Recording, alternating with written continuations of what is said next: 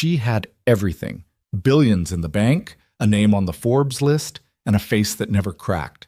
But the moment a grease-stained mechanic slid a worn leather folder across a shop counter, Evelyn Sinclair's entire empire of composure collapsed in under 10 seconds. One forgotten folder, one hidden life, and a single father who had no idea that returning lost property could rewrite the futures of hundreds of people, including his own daughters. If you've ever believed that one honest moment can change everything, stay with me. Drop a comment telling me what city you're watching from. I want to see how far this story travels. Hit like, hit subscribe, and don't go anywhere. This one's going to stay with you. The compressor on Bay 2 had been leaking since Monday.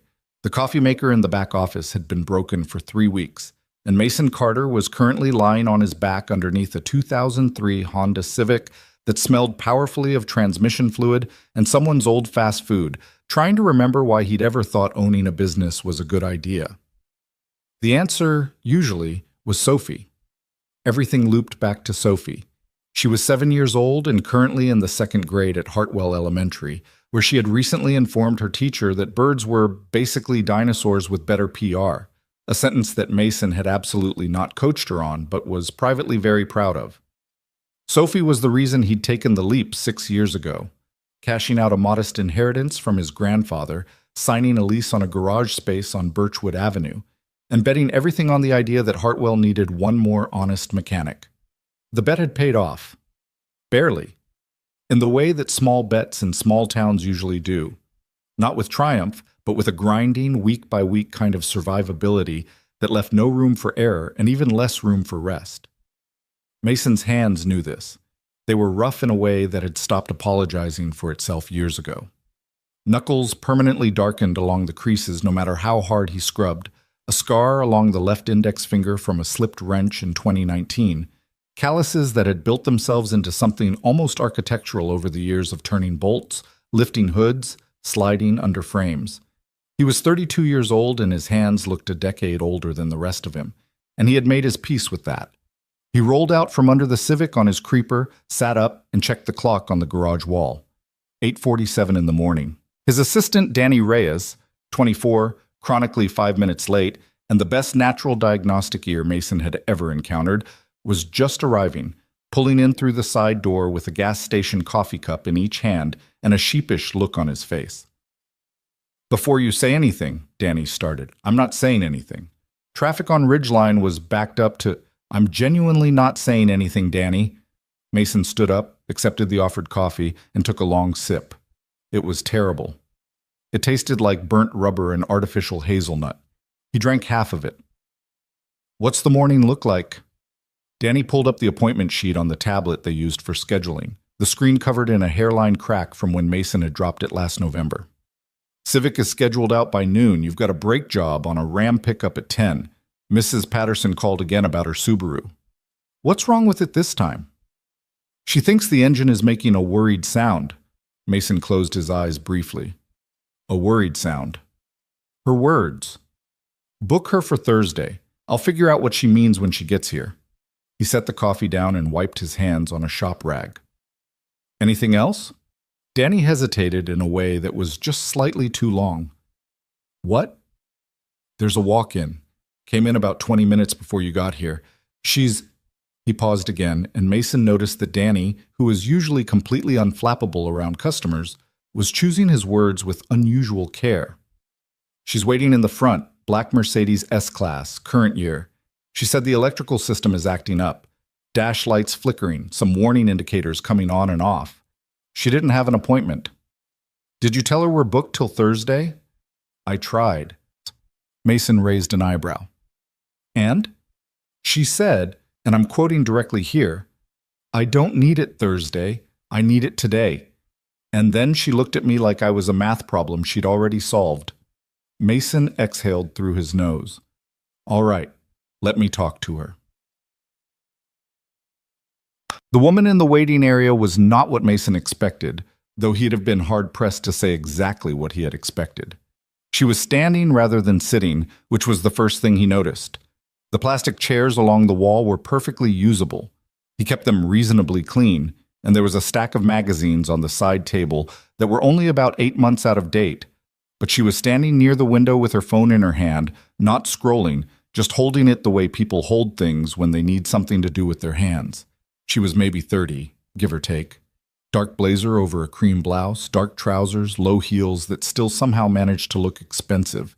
Her hair was pulled back but not tightly, a few strands loose around her face in a way that might have been intentional or might have been the result of a long morning.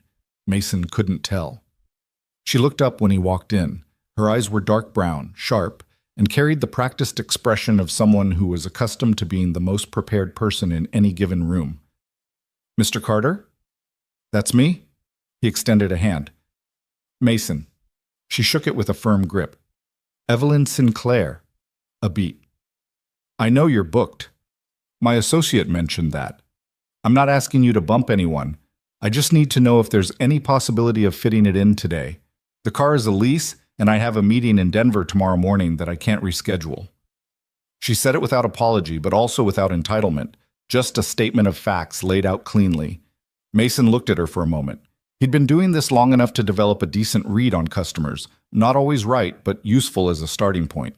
She wasn't performing the billionaire act, wasn't looking around the shop with that barely concealed disdain he occasionally got from people who drove expensive cars into independent garages and spent the whole visit implying that the entire situation was beneath them. She was just standing there, telling him her situation, waiting to see what he'd say. "What's the car doing?" he asked. Dash lights flickering, mostly on the left side of the instrument cluster. A few warning indicators cycling on and off. The stability control, the lane assist. It started 3 days ago and it's been getting progressively worse. Did it happen during a specific situation? Rain, extreme heat, anything like that? She thought about it, which he appreciated. Customers who actually thought before answering were easier to work with. It was hot. I'd been sitting in stopped traffic for about 40 minutes outside Colorado Springs. The air conditioning was running at full blast. Mason nodded slowly. Could be a loose ground connection to the instrument cluster. Could be a relay issue. Might also be the BCM starting to throw fits, or the body control module, he added, translating automatically. The heat and electrical load from the AC can expose problems that stay hidden in normal driving conditions. Is it something that can be diagnosed today? I can take a look at it this afternoon. If it's what I think it is, I can probably fix it today, or at worst order a part that arrives tomorrow morning. If it's something more complicated, he made a gesture that meant welcome to automotive repair. Then I'll give you an honest answer about the timeline. Something in her expression shifted slightly. Not relief exactly, but something close to it. That's all I'm asking for. Leave me the keys. I'll call you when I have something to tell you. Mason got to the Mercedes around 2 in the afternoon, after the brake job on the Ram had run long because of a caliper that turned out to be far more corroded than the visual inspection had suggested. He ate half a sandwich standing over the workbench, called the parts supplier about a back-ordered item for a different vehicle, argued with them about the ETA for 7 minutes, lost the argument, and then wheeled himself over to the S-Class with a diagnostic scanner and his electrical testing kit. The car was immaculate inside. He noticed it without making a particular thing of it. The interior was clean in a way that suggested professional detailing rather than careful owner maintenance. The difference being that professional detailing was consistent and complete, where personal cleaning tended to have patterns, missed spots, areas of concentration. There was nothing on the seats, nothing in the cup holder, a single phone charger coiled neatly in the console. No receipts, no gym bags, no detritus of daily life. The car existed as a vehicle rather than as an extension of someone's living space, which told him something, though he wasn't sure what. He plugged in the diagnostic scanner first, let it run through the system codes while he did a manual visual inspection of the areas most likely to be involved in the fault. He pulled back floor mats, checked accessible ground connection points, ran his hands along the underside of the dash looking for anything obvious. The scanner came back with 3 codes, 2 related to the instrument cluster and 1 involving the communication network between control modules. It was more complex than a simple ground connection, but not as catastrophic as a full module failure. He sat back in the driver's seat with the scanner results in hand and made a mental note of what he'd need. It was when he reached down to retrieve the scanner cord that had slid back under the seat that his hand found it. He almost dismissed it as debris at first. His fingers closed around something that had the feel of a thick envelope or a padded folder, wedged far back beneath the seat, nearly against the rear wall of the seat track. He had to lower himself awkwardly to get his arm in at the right angle. The folder had been there a while. There was a faint resistance when he pulled it free, the grip of settled dust along its edges. He set it on the passenger seat and looked at it. It was leather, or something that had once been leather, a dark burgundy that had faded and cracked along the spine and the corners, the kind of folder that office supply stores used to sell in bulk in the 90s. It was held closed by a thin elastic band that had stretched loose and no longer did much of anything. There was no label on the outside, no name, nothing written on the front or back. Mason had a policy about found items in vehicles, which was to set them aside and contact the owner. Simple, clear, not complicated. He picked the folder up and started to set it on the workbench outside the car to deal with after he'd finished diagnosing the electrical issue. But the elastic band chose that moment to snap entirely, the ancient thing giving up its last function all at once, and the folder opened in his hands. And some photographs slid out onto his lap. What? He told himself later that he hadn't meant to look, which was true, technically. He'd glanced down purely out of reflex, the way you catch something falling. And what registered in that first involuntary glance was children. A group of children, maybe 10 or 12 of them, standing in front of a building. The photo was black and white, or close to it, washed out in a way that suggested either age or a very cheap camera, probably both. The children were arranged in the loose, uncurated way that adults arranged children in the 70s and 80s before everyone started caring so much about getting the shot right. Some of them were looking at the camera, some weren't. One kid in the front row was mid-blink. There was a sign in the background of the photograph over the door of the building. Mason squinted. Cedarwood Children's Shelter, Hartwell, Colorado. He looked up from the photograph. He looked back down at it. He set it carefully back inside the folder, gathered the other photographs that had slipped out, replaced them without looking at them more closely, and closed the folder again. He set it on the workbench. He went back to work on the car. But the image stayed with him. All those children standing in front of a building he was pretty sure didn't exist anymore, in a town where he'd lived his whole life, in a photograph that belonged to a woman who'd walked into his shop that morning with the kind of self-possession that people spend a lifetime building. He thought about it while he finished the diagnostic. He thought about it while he pulled the instrument cluster and checked the connections underneath.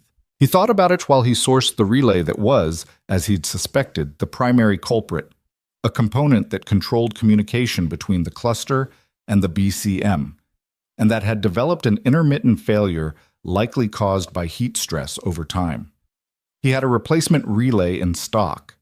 He always kept a selection of common electrical components for European vehicles because Hartwell was small enough that waiting on parts cost customers too much time.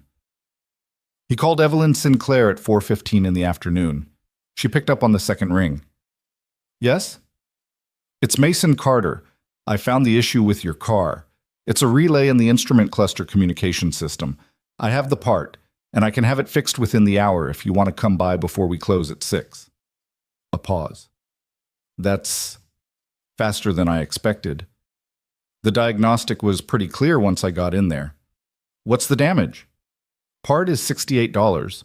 Labor comes out to about an hour and a half of work, so another $120, call it $200 even. The pause this time was longer and had a different quality to it. You're telling me the electrical system on a $70,000 car is fixed for $200. I'm telling you the specific problem I found is fixed for $200. The car might have other things going on that I didn't find because I wasn't looking for them. But the issue you brought it in for, the flickering dash, the warning lights, that's fixed. All right. Another brief pause. I'll be there by 5:30. She arrived at 5:22, which told Mason something about her relationship with punctuality. He had the car pulled around to the front and was writing up the final invoice when she came through the door. She'd changed since the morning. Same general category of clothes, different specific clothes, and she'd let her hair fully down now, which made her look marginally less like she was about to chair a board meeting, though not by a dramatic margin. How'd it go? She asked. Smoothly, once I found it. The relay I replaced controls the communication signal between the instrument cluster and the body control module. When it gets heat stressed, the signal degrades, and you get those phantom warnings and flickering lights. He handed her the old relay in a small parts bag, which he did as a habit because some customers like to see the physical evidence of what they'd paid for. You can throw that out if you want, I just always include it. She took the bag and looked at the component inside. How long has this been failing? Hard to say. These things usually degrade gradually. You probably had minor symptoms you didn't notice before. Maybe a slight flicker at odd moments, a warning that came on briefly and then went off. The extended heat exposure in traffic accelerated it to the point where it became consistent. That makes sense. She set the parts bag down and pulled out her phone to pay. You said $200. $210 with tax. She paid, received the invoice, and was folding it into her jacket pocket when Mason, who had been running his decision through his head since he'd found the thing, said, "I found something in the car." Evelyn stilled. Not dramatically, just a small pause in motion, the way someone stops when they hear something unexpected. When I was doing the diagnostic, I was checking under the seat for a loose wire root, and I found a folder. Leather, burgundy, wedged pretty far back under the rear passenger seat. He reached under the counter and produced it. I didn't go through it. I saw enough to know it wasn't shop paperwork, and I set it aside. He placed it on the counter between them. "I wanted to make sure you got it back." Evelyn looked at the folder on the counter. The expression that moved across her face in that moment was something Mason couldn't fully name, and he'd spent some time in the past hour trying to find a word for it. It wasn't recognition exactly, though there was recognition in it. It wasn't grief exactly, though there was something that moved close to grief along its edges. It was the look of someone who had just encountered something they had been trying, maybe for years, maybe without fully realizing it, to find. She put her hand on the folder, her fingers pressed into the cracked leather. "Thank you," she said. Her voice was completely steady, but she didn't pick the folder up immediately, and she didn't open it, and something about the way she was standing had changed in a way that Mason couldn't quantify, but could clearly see. "Of course," he said. "Have a good evening." She looked up at him. Something in her eyes that he couldn't read, in the way that people sometimes have thoughts that pass directly behind their eyes without making it further out into the world. "You too, Mr. Carter." She picked up the folder and walked out. Chad. The shop was quiet after 6. Mason locked up alone. Danny had left at 5:30 to pick his little sister up from soccer practice, and went through the closing routine that he'd performed so many times it had ceased to require conscious attention. Doors locked, lights off in the bays, HVAC adjusted, back office secure. He drove home through streets he'd known his entire life, passing the diner where his grandfather used to take him for Saturday pancakes, the library branch where he'd spent most of the summer he was 11, the park where Sophie had learned to ride a bike last spring and had refused to let him hold the back of the seat despite his offer, insisting she would figure it out herself and then doing so. His mother watched Sophie on the days when school ended before the shop closed, which was the arrangement they'd been running for 3 years. It worked in the way that arrangements built on gratitude and guilt and love in approximately equal measure always work, imperfectly, sustainably, and with occasional friction along the edges. Sophie was in the middle of a very involved explanation of something that had happened at school when Mason came through the door, a detailed account involving a misunderstanding about whose pencil case a pencil case was, which seemed to have become something of a social crisis at the second grade level and required considerable narration to fully convey. And then Jalen said it was hers, but Emma said she'd had it since Christmas, but I know it was Jalen's because I saw her mom buy it at the store, but I didn't say anything because, "Hey, Bug." Mason crouched down to her level in the entryway. "Let me get my shoes off." Sophie, who had learned to interpret this as I'm listening, "I'm just making myself comfortable first," continued without pause while he unlaced his work boots. His mother stood in the kitchen doorway with a look that communicated several things simultaneously, the primary one being she has been telling this story since approximately 4 o'clock. "And then Ms. Harwick said we would sort it out in the morning, which I think just means she forgot about it. Did it get sorted out?" Sophie considered this. "Not really. But Jalen said I could share her crayons at art time, so. She shrugged, which was an extremely good summary of second-grade conflict resolution. Good outcome. Dad? She switched topics the way children switch topics, instantaneously and without transition. Can we have spaghetti? We had spaghetti Tuesday. I know, I want it again. How about I make the pasta, but with the red sauce from the jar instead of the regular one? Sophie thought about this with the seriousness it deserved. The one with the green label or the one with the red label? Green label. Okay? And just like that, the negotiation was complete. Dinner was easy and loud in the way that meals with Sophie tended to be. She had strong opinions about everything, expressed them continuously, and ate her pasta by picking out individual pieces of penne and examining each one before eating it, a habit that Mason had given up trying to redirect. He made her drink milk instead of juice because she hadn't had enough milk today, which she accepted without argument because she'd apparently already spent her resistance budget on the pencil case situation. After dinner homework, which at Sophie's level consisted of a worksheet about identifying patterns and a reading passage about life cycles that she ripped through in about 12 minutes because she already knew about caterpillars, and then a bath, and then the nightly argument about which book to read before bed, which Sophie won, the way she always won, by selecting a book and simply beginning to read it aloud herself until Mason took it from her and read it properly. He thought about the folder while he was reading. He thought about those photographs, the children in front of the building, the Cedarwood Children's Shelter sign above the door. He thought about the way Evelyn Sinclair's hand had pressed into the leather, and the look in her eyes, and the careful steadiness of her voice. Sophie fell asleep before the end of the third chapter, which was the standard outcome.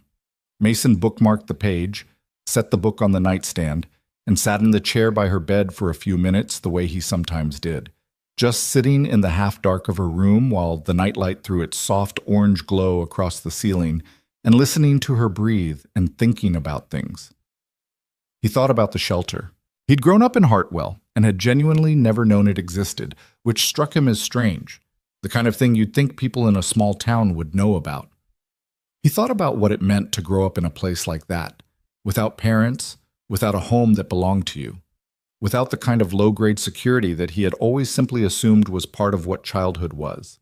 He thought about Sophie sleeping in her room with her books and her stuffed elephant named Gerald and her very strong opinions about pasta shape, and he felt the familiar mixture of exhaustion and gratitude that had become the characteristic emotional texture of being her father.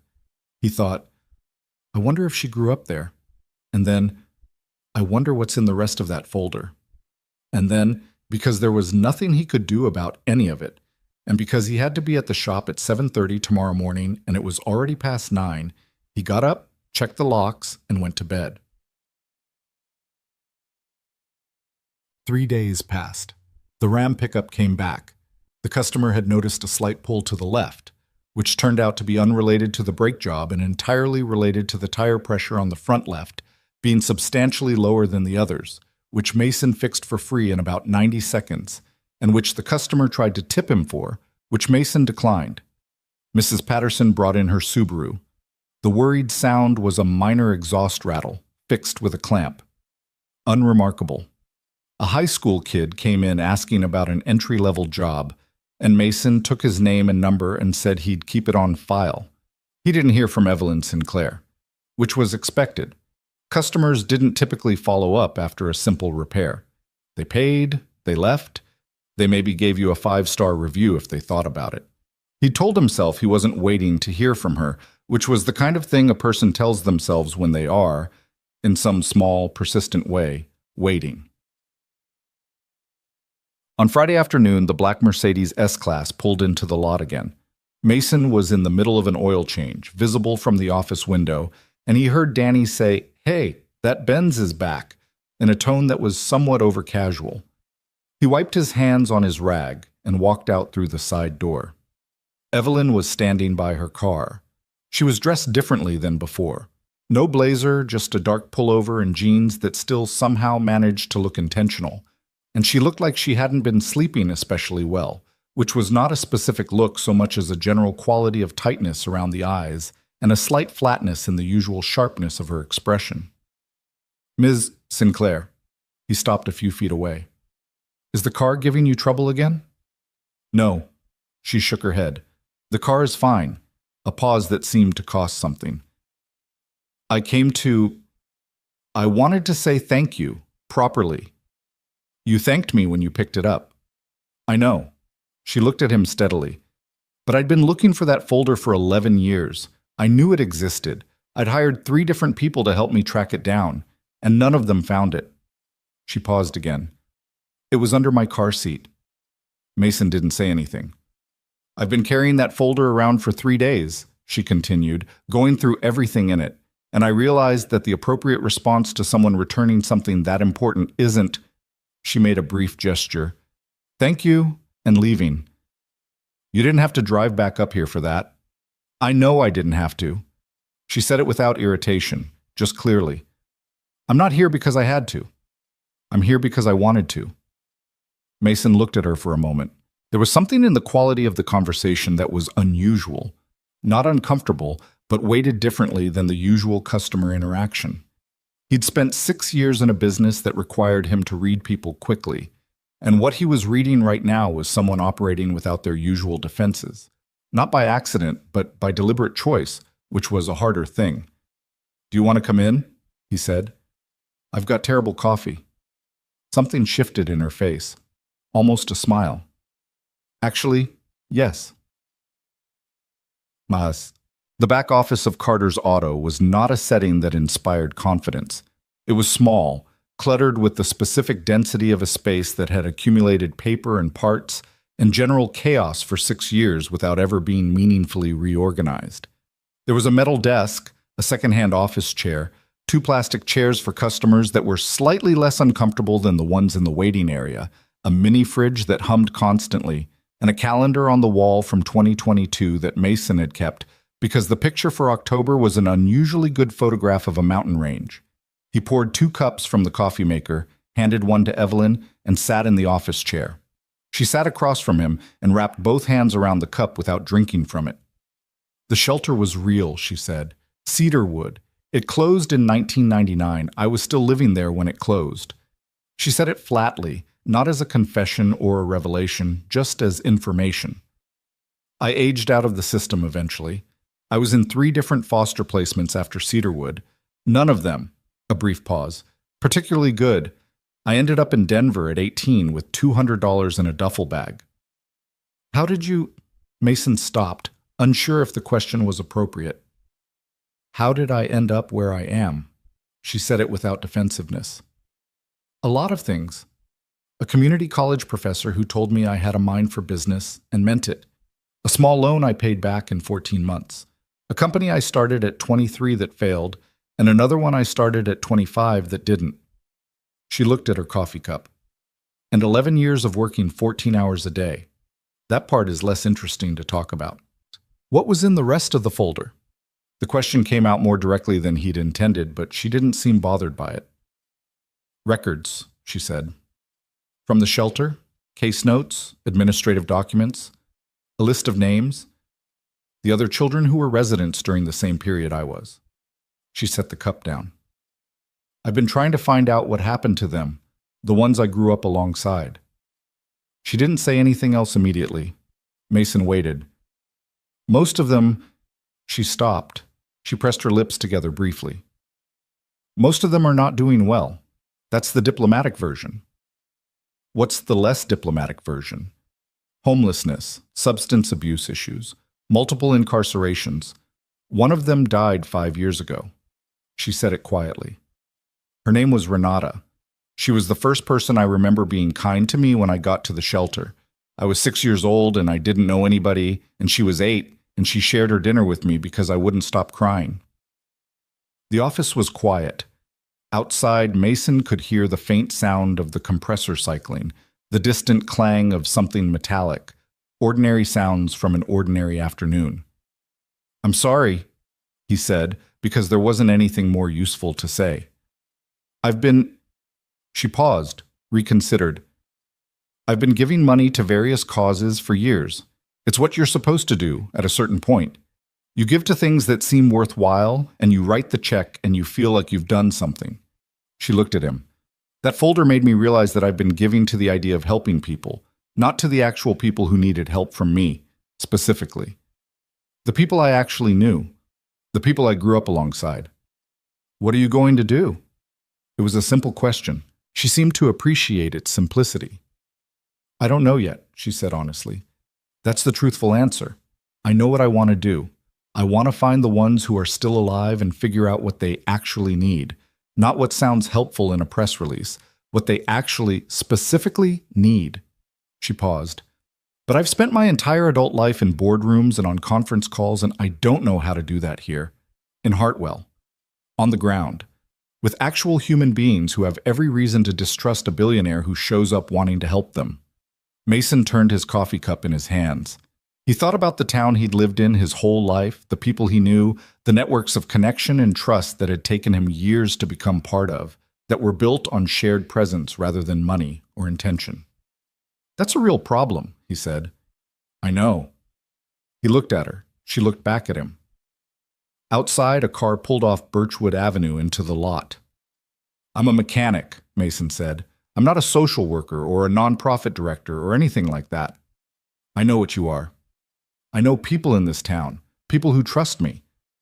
Not because of anything I did particularly, just because I've been here, and I show up, and I don't make promises I can't keep.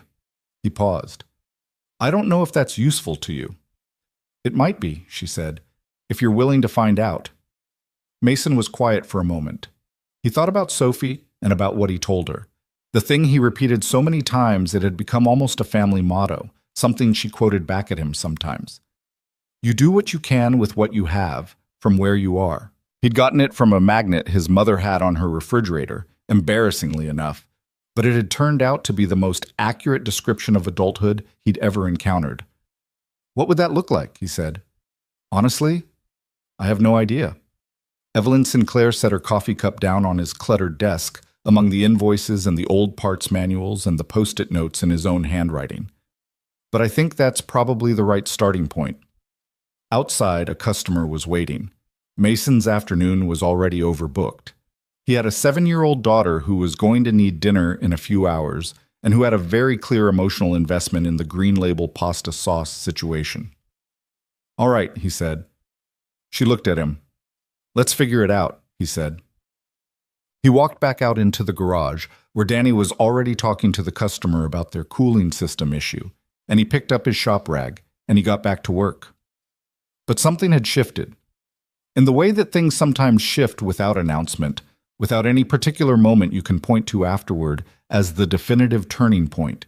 Just a door, somewhere in the ordinary run of an ordinary day, that you didn't know you were going to walk through until you were already on the other side of it. The afternoon sun came through the garage's high windows at a sharp angle, throwing long rectangles of light across the concrete floor. Mason tightened a bolt, made a note in his file, thought about what Evelyn had said. The people I grew up alongside. What they actually, specifically, need. He didn't know yet what any of it would require. He didn't know how big it would get or how complicated, or what it would cost in time and energy and the small, quiet hours he currently spent reading bedtime stories in the orange glow of a nightlight. He was a man of limited resources and maximum obligations and zero experience in anything that could be described as large-scale humanitarian effort. But he'd grown up in this town. He knew its streets and its people and its slow rhythms. He knew which organizations actually helped and which ones mostly helped themselves. He knew who to call when someone needed a reference and who to trust when they said they'd show up. That had to count for something. He hoped it would be enough. Outside, the afternoon kept going the way afternoons do. Indifferently, continuously, filled with the ordinary business of a small Colorado town that had no particular reason to believe it was standing at the edge of something significant. It was. The weekend came and went the way weekends did when you ran a one-man operation with a part-time assistant. Not as rest exactly, but as a different category of work. Mason spent Saturday morning catching up on the invoicing he'd let slide through the week, ate lunch at his desk, and drove Sophie to her friend Cora's birthday party in the afternoon, where he sat with Cora's father on the back porch and drank lemonade that was too sweet and talked about the Broncos' offensive line situation with the resigned certainty of two men who had been disappointed enough times to have stopped expecting otherwise. Sunday, he and Sophie went to the farmers market on Elm Street, which was Sophie's favorite Saturday activity, except that it fell on Sunday, a distinction she had flagged for him several times and which he had no answer for. She picked out a jar of honey because the man selling it let her taste 3 different kinds, and Mason bought tomatoes that were better than any tomatoes he ever bought at the grocery store, and that he always told himself he would use to make something real, and then usually just ate standing over the sink. He drove home thinking about the conversation in the back office on Friday afternoon. He drove home thinking about Evelyn Sinclair's hands around the coffee cup, and the way she'd said the people I grew up alongside, not as an abstraction, but as a weight she was carrying around with her, specific and personal and heavy. He hadn't told anyone about it, not his mother, not Danny.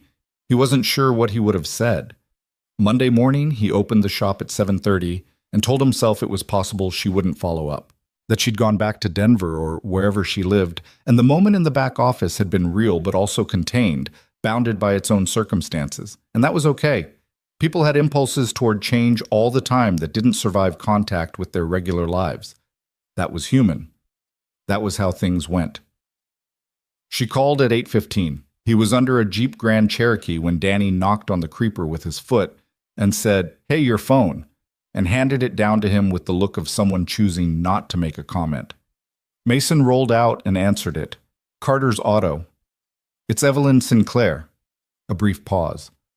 "I'm in Hartwell. I drove up this morning. I know you're working. I just want to know if you have any time this week to sit down properly." "Sit down and do what?" "I found 4 of them." She said it without preamble. 4 people from the shelter who are in Colorado, still alive, current addresses. I had someone run the records from the folder against public databases over the weekend. Another pause, this one shorter. I don't know how to approach them without making it weird, or making them feel like a charity project, or making the whole thing about me when it shouldn't be. She stopped. "I thought you might have thoughts." Mason looked at the Jeep Cherokee. It was going to need another 40 minutes, minimum. "I have a lunch break at noon," he said. "There's a diner called Pauline's on 2nd Street. The food is mediocre, but it's quiet. I'll be there at noon." Pauline's Diner had not meaningfully updated its interior since approximately 1994 and operated on the theory that consistency was more valuable than innovation, which Mason had always respected. The booths were red vinyl, the menus were laminated, and the lunch special was always some variation of a meat dish with mashed potatoes. The coffee was served in white ceramic mugs without being asked for, which was Pauline's primary virtue as an establishment. Evelyn was already there when he arrived at 2 minutes past noon, which meant she'd been early. She was in a corner booth out of the main sight line from the door, and she had a cup of coffee in front of her and a legal pad on the table with handwritten notes on it, which Mason noticed and filed away as characteristic. He slid into the booth across from her. The waitress, whose name was Bev and who had been working at Pauline's since before Mason was born, appeared immediately and filled his coffee cup without being asked. Bev did not comment on the fact that Mason was eating lunch with someone she'd clearly never seen before, because Bev had an excellent professional policy of not commenting on things unless directly invited to. "You ordered?" Mason asked. "I'll have the lunch special," Evelyn told Bev, who nodded and disappeared. "Good choice," Mason said. "It's usually the chicken today. The chicken is fine." "I'm not here about the food." She slid the legal pad partially across the table so he could see it. The handwriting was precise and fast, the kind you develop in meetings where you're trying to keep pace with people who talk quickly. 4 names, with information under each one. He read them without picking the pad up. The first name was a man named Carl Dempsey, 53 years old, currently living in a rooming house in Pueblo. The note said, "Multiple housing disruptions last 5 years. Currently employed part-time at a fulfillment warehouse. No family contacts listed." The second was a woman named Diane Okafor Webb, 49, in Colorado Springs. Recent eviction, staying with a friend, has 2 children. That last detail sat differently than the others. The third was a man named Thomas Tommy Ruiz, 46, whose address was listed as a shelter in Denver, which carried its own weight. The fourth was a woman named Gloria Marchetti, 51, in Fort Collins.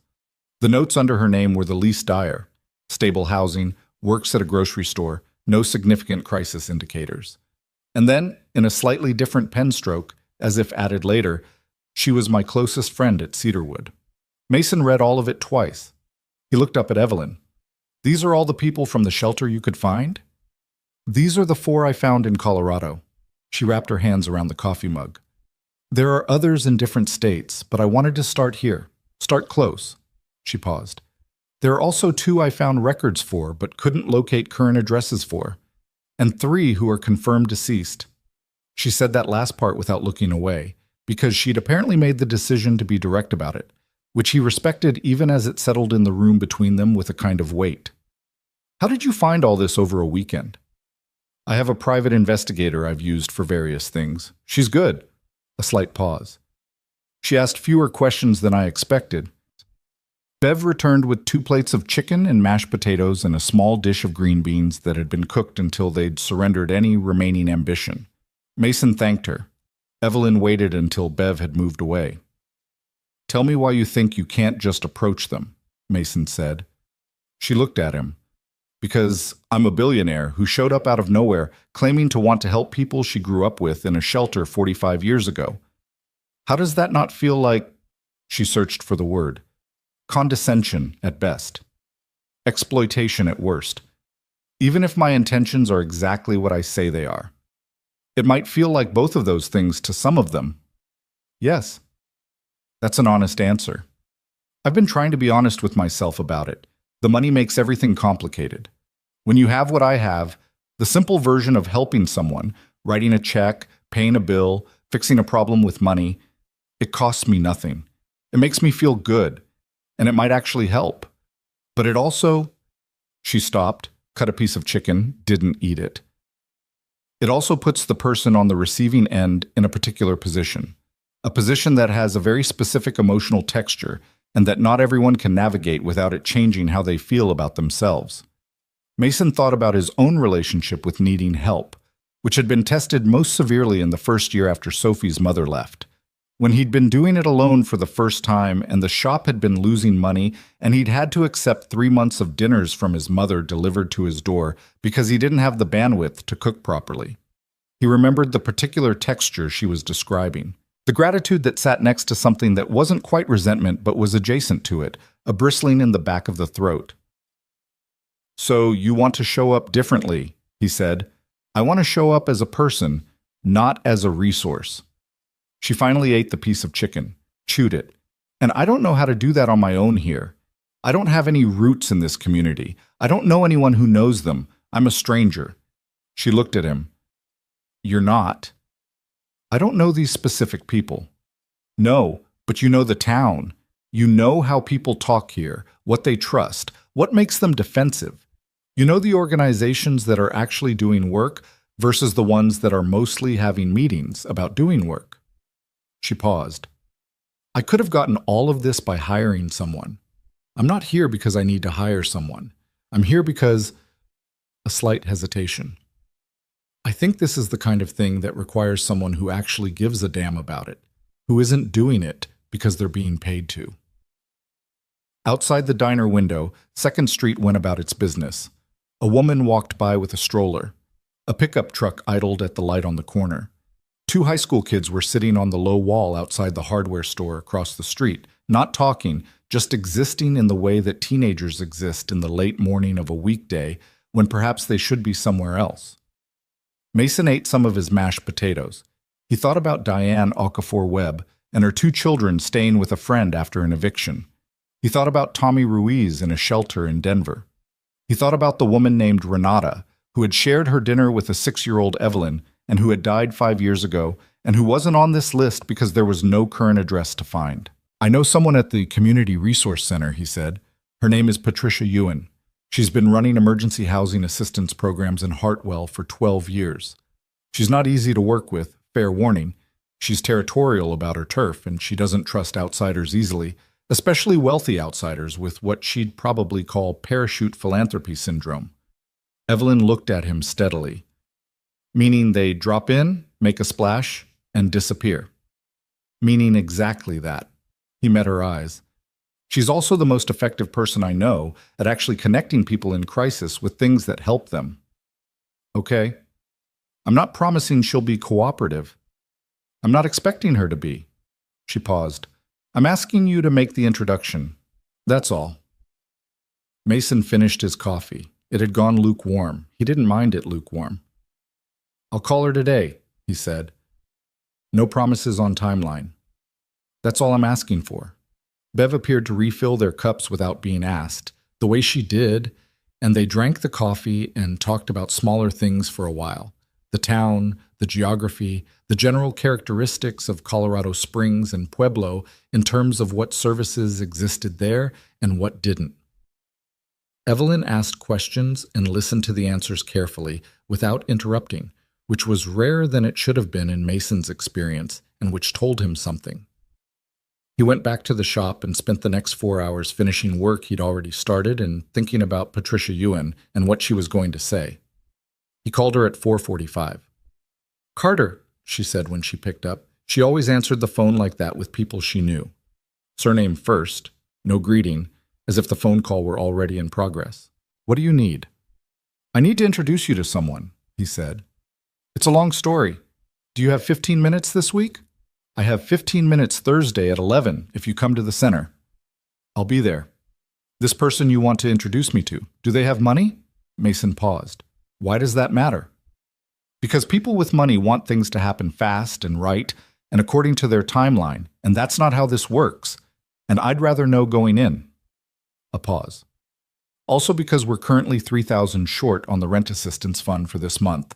And if they have money, I'm going to tell you that up front so you can manage expectations about how the conversation goes. She has money, Mason said. A lot of it. And she's not going to be what you're expecting. They never are, Patricia said, which could have meant anything, and then told him she'd see him Thursday, and hung up. Volkov.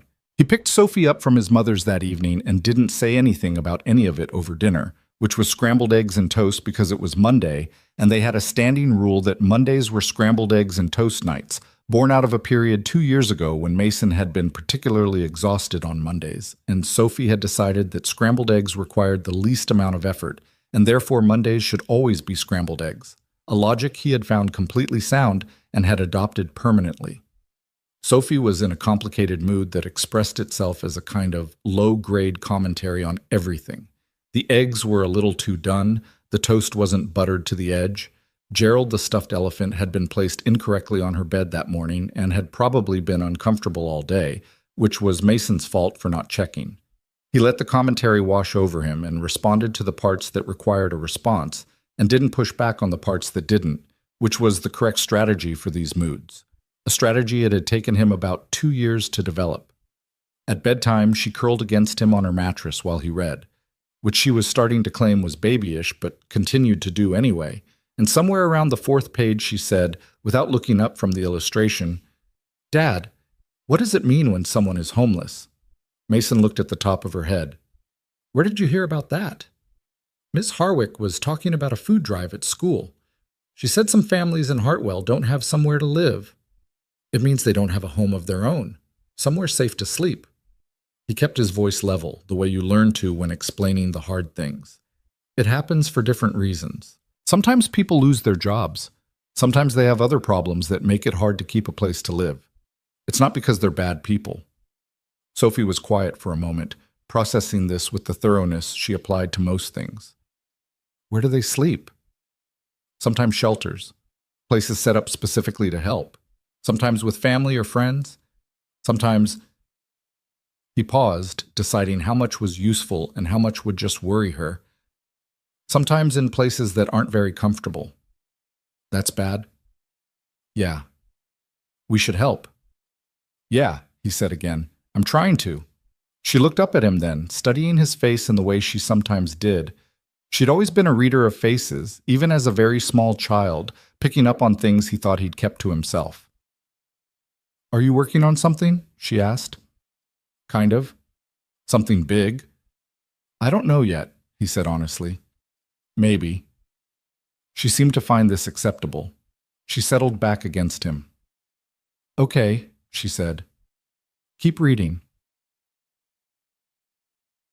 Thursday morning, Mason drove to the Hartwell Community Resource Center, which was in a converted house on Oak Street that had been donated to the organization in 2009 and that had never quite stopped feeling like a house, despite the rearrangement of its interior.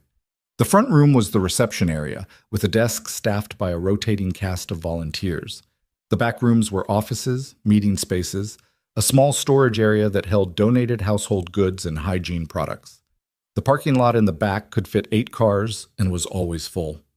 Patricia Ewan was in her late 50s, compact, with short gray-streaked hair she kept pulled back with a clip that looked like something a 12-year-old would use and that she had apparently worn unchanged for at least the 5 years Mason had known her.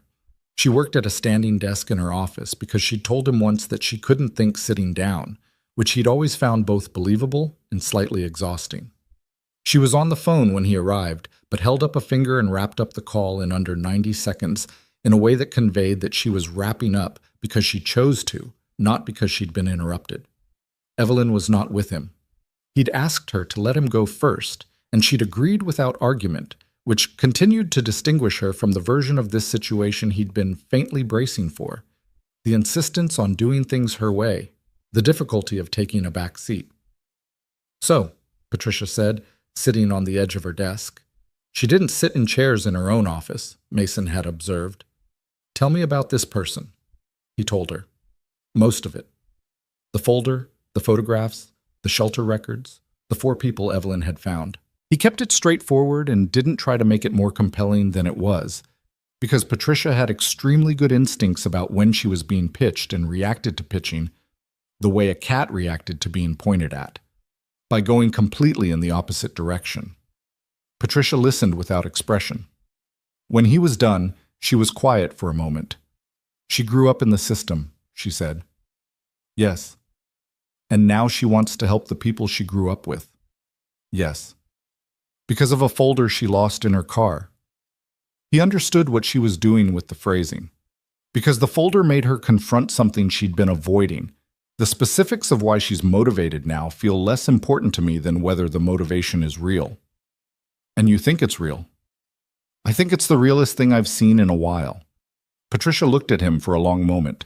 She had eyes that had seen a lot of people come in and out of this building over 12 years, a lot of promises made with varying degrees of sincerity, a lot of well-intentioned efforts that had collapsed within 6 months because they'd been built on feeling rather than structure. She had developed out of necessity a forensic skepticism that could seem like coldness to people who didn't know her. "3,000 short on the rent assistance fund," she said. "I heard you the first time." "I'm not saying let her write a check to the fund and call it good." "I know you're not.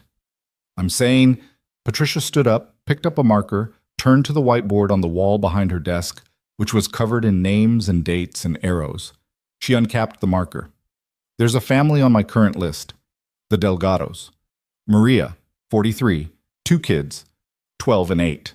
Got an eviction notice 6 weeks ago because the landlord sold the building, new owners raising rent by 40%. She's working 2 jobs, can't bridge the gap in time, going to lose housing in 3 weeks if we can't get her into an assistance program.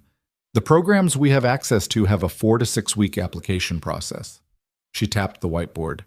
"If someone could bridge the gap, pay the difference for 2 months while she gets through the process, she doesn't lose the apartment." Mason looked at the whiteboard. "Why are you telling me this?" "Because if this woman is real and her intentions are real, this is what it looks like. Not a ribbon cutting and a check to a foundation. It's a phone call about a specific family and a specific problem and a specific amount of money that would actually fix it."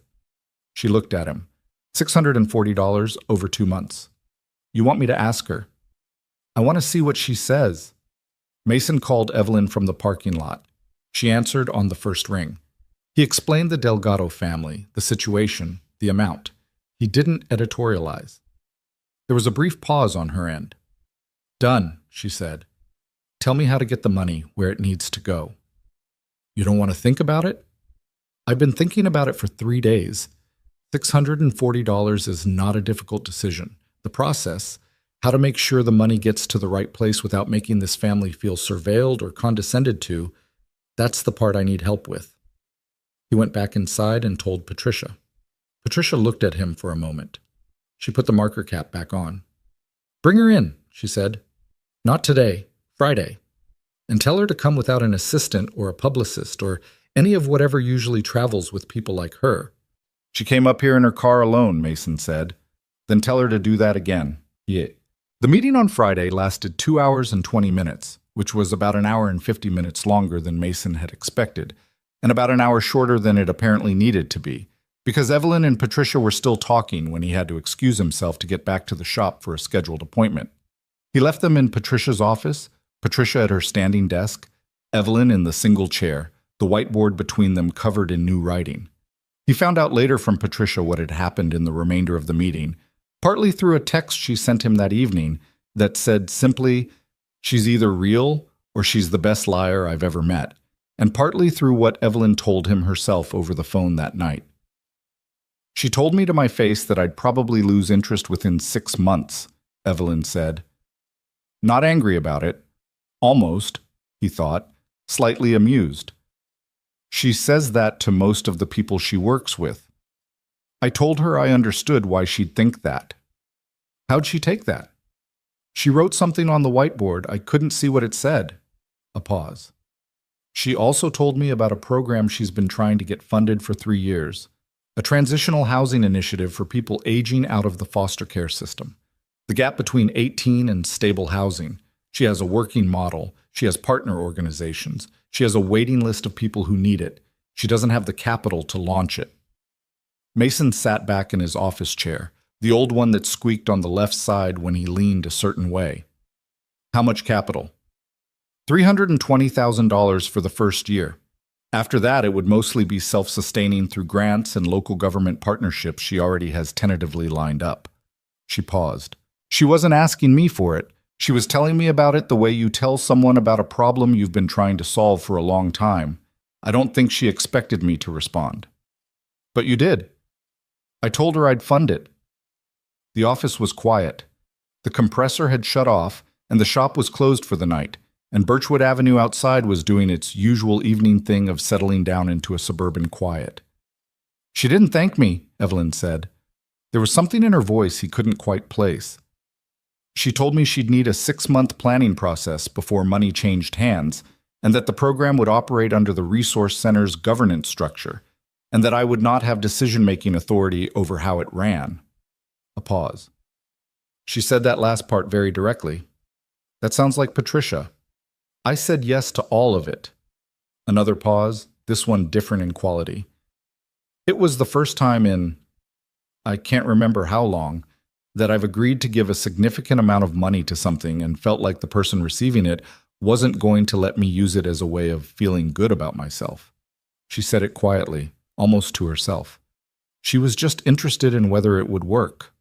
That's why she's good at it. Yes. A beat. "You knew she'd be like this." "I hoped." He could hear her breathing on the other end of the line, the slight background sound of wherever she was. A hotel room, probably. Or maybe she'd driven back to Denver and was in her apartment or her house, or whatever a person with her money lived in. He realized he had no real image of her life outside of Hartwell, which was strange considering how much he now knew about her past. "The 4 people from the shelter," he said. "Have you decided how to approach them?" "I've been thinking about it constantly." A pause. "I think I have to start with Gloria, my friend from the shelter. If I can talk to her first, if she's willing, maybe she can help me understand how to approach the others without it feeling like I'm descending on them." "That sounds right."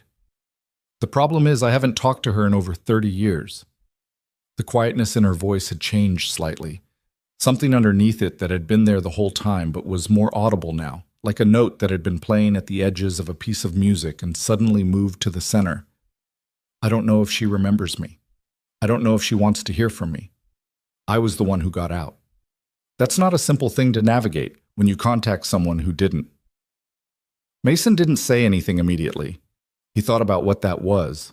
The guilt of escape, or whatever it was more accurately called, the weight that survivors of difficult circumstances carried. When the people they'd shared those circumstances with hadn't had the same outcomes. He didn't have a word for it. He suspected there wasn't a clean one. "Do you want company?" he said. "When you go, a pause that held several different things in it. That's... She stopped. Started again. That might help. Yes. Fort Collins is about 2 hours from here. I know. I can't make it this week. I'm short-staffed. But next Saturday is open. He paused. Sophie comes with me on Saturdays. I don't have childcare on weekends unless I arrange it specifically. A longer pause. He was aware, having said it, that he just introduced his daughter into a situation that was becoming increasingly complicated, and he wasn't sure what Evelyn Sinclair would make of that, or whether it would make her want to reconsider the offer. How old is she? 7. Does she travel well? She talks constantly. She has very strong opinions about everything. She'll want to know your job title, your middle name, and why you do the things you do, in approximately that order. He paused. She's also very good at making people feel like they're the most interesting person she's talked to all day. A brief silence. And then, and this was the first time he'd heard it, genuinely unguarded, not quite controlled, Evelyn Sinclair laughed. It was not a polished sound. It was a slightly surprised, imperfectly formatted sound that lasted exactly 2 seconds and then was contained again. Okay, she said. Next Saturday. Chub. The week between was ordinary in all the ways weeks at a repair shop were ordinary, which meant it contained at least 3 unexpected complications and 1 genuine crisis, the crisis being a transmission failure on a vehicle that the customer had been assured was fine by someone else 3 months ago, which had resulted in a conversation that required considerable diplomatic skill to navigate, and which Mason had come through feeling tired in the specific way that delivering bad news leaves you tired. Not the body, but something underneath it. He talked to Patricia twice more about logistics for the Delgado family situation, which was moving forward with the kind of careful bureaucratic momentum that actual help usually required. He did not talk to Evelyn, which felt deliberate on her part, like she was giving the weekday its own space. He told his mother on Thursday evening that he was going to Fort Collins on Saturday for something work-related, which was approximately 30% true and which his mother accepted with the kind of focused non-reaction that meant she was storing information for a later conversation. Friday night, he was reading to Sophie. A different book now. They'd finished the previous one and were 3 chapters into a new one about a girl who discovered she could talk to plants, which Sophie considered entirely plausible when she said, again without looking up, in the way she conducted her most significant inquiries, "Is the big thing you're working on going to help kids?" He thought about the Delgado children, 12 and 8. He thought about the transitional housing program and the people aging out of foster care who would eventually go through it if it got off the ground. He thought about Diane Okafor-Webb's 2 children. "I think so," he said. Eventually, she turned a page. "Good," she said. "Those are the important ones." He kept reading. Outside the window, the Colorado sky was doing its summer evening thing of holding the light longer than it had any right to, the kind of long golden dusk that made the world seem temporarily suspended between one thing and the next. He turned the page. He kept his voice steady and warm. He read about a girl who talked to plants and a 7-year-old who thought children were the important ones, and somewhere across the state, a woman he'd met a week and a half ago was sitting with a folder of photographs that had been lost and found and that had cracked something open in her carefully constructed life, and he thought, I don't know what any of this becomes. He thought, but I'm here, and she's looking for her friend, and Saturday is 2 days away. He turned another page. Sophie's breathing slowed. The light held as long as it could, and then, gradually, let go. Saturday arrived the way significant days sometimes do, without announcement, disguised as an ordinary morning. Mason was up at 6:15 because Sophie had had a dream about something that she couldn't fully explain, but that had involved a very large bird and a misunderstanding, and she'd come padding into his room in her socks and wanted to talk about it at length, and by the time they'd worked through the emotional aftermath of the dream, it was clear that going back to sleep wasn't going to happen for either of them. He made pancakes. Sophie ate 3 of them and talked about the bird dream some more, and then switched topics to whether plants had feelings, which he suspected was connected to the book they were reading, but which she denied. He drank 2 cups of coffee and watched her eat, and thought about the drive ahead. He'd told her the night before that they were taking a trip on Saturday. He'd said it was to visit someone, a woman named Evelyn, and that it was related to the thing he'd mentioned, the work he was doing that might help kids. Sophie had received this information with the focused attention she gave everything, asked 3 clarifying questions about the woman's name, whether they were going somewhere with a good bathroom situation, and whether they'd be back by dinner, and then declared it acceptable. At 7:45, he buckled her into the back seat of his truck, which was an aging Ford F-150 that he'd bought used 4 years ago, and that Sophie had named Henderson for reasons she'd never been able to articulate to his satisfaction. He texted Evelyn the address of the coffee shop on the edge of town where they'd agreed to meet, confirmed the time, and pulled out of the driveway. Evelyn was leaning against the black Mercedes in the parking lot when they arrived.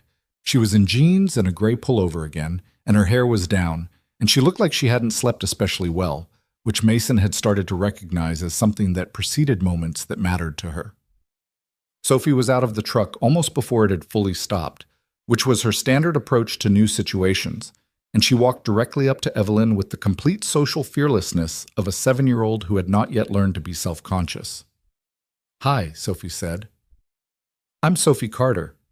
My dad said you're Evelyn. Is your last name Sinclair?"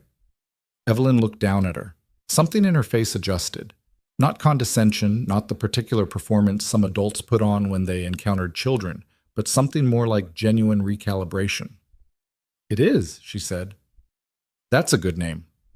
Sophie considered this with the seriousness it apparently deserved. "What do you do for your job?" "I run a company." "What kind of company?" "Technology. Software that businesses use to manage their finances." Sophie thought about this.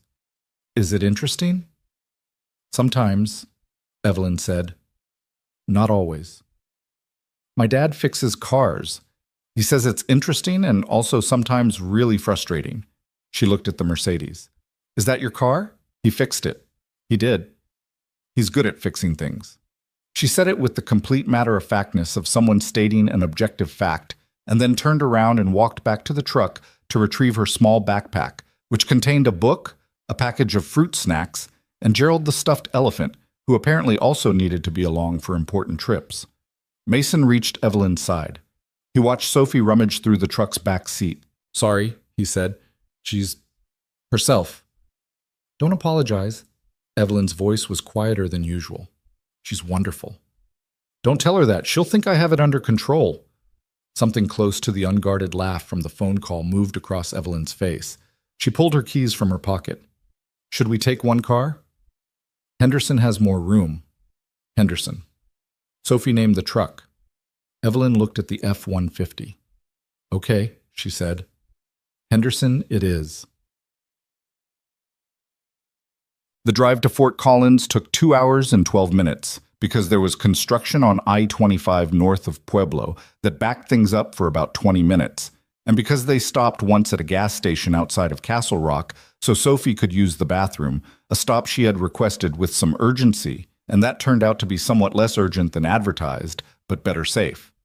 Sophie sat in the back with Gerald and the book and the fruit snacks and talked to Evelyn with the steady, curious persistence that Mason had long since accepted as one of her defining characteristics. Evelyn sat in the passenger seat with her phone face down in her lap and answered every question, which there were many of, about the company, about Denver, about whether Evelyn had any pets, about what her favorite food was, about whether she'd ever seen a tornado, about the general philosophical question of whether it was better to live in a small town or a big city, which Sophie had opinions about already, and which she was gathering external perspectives on.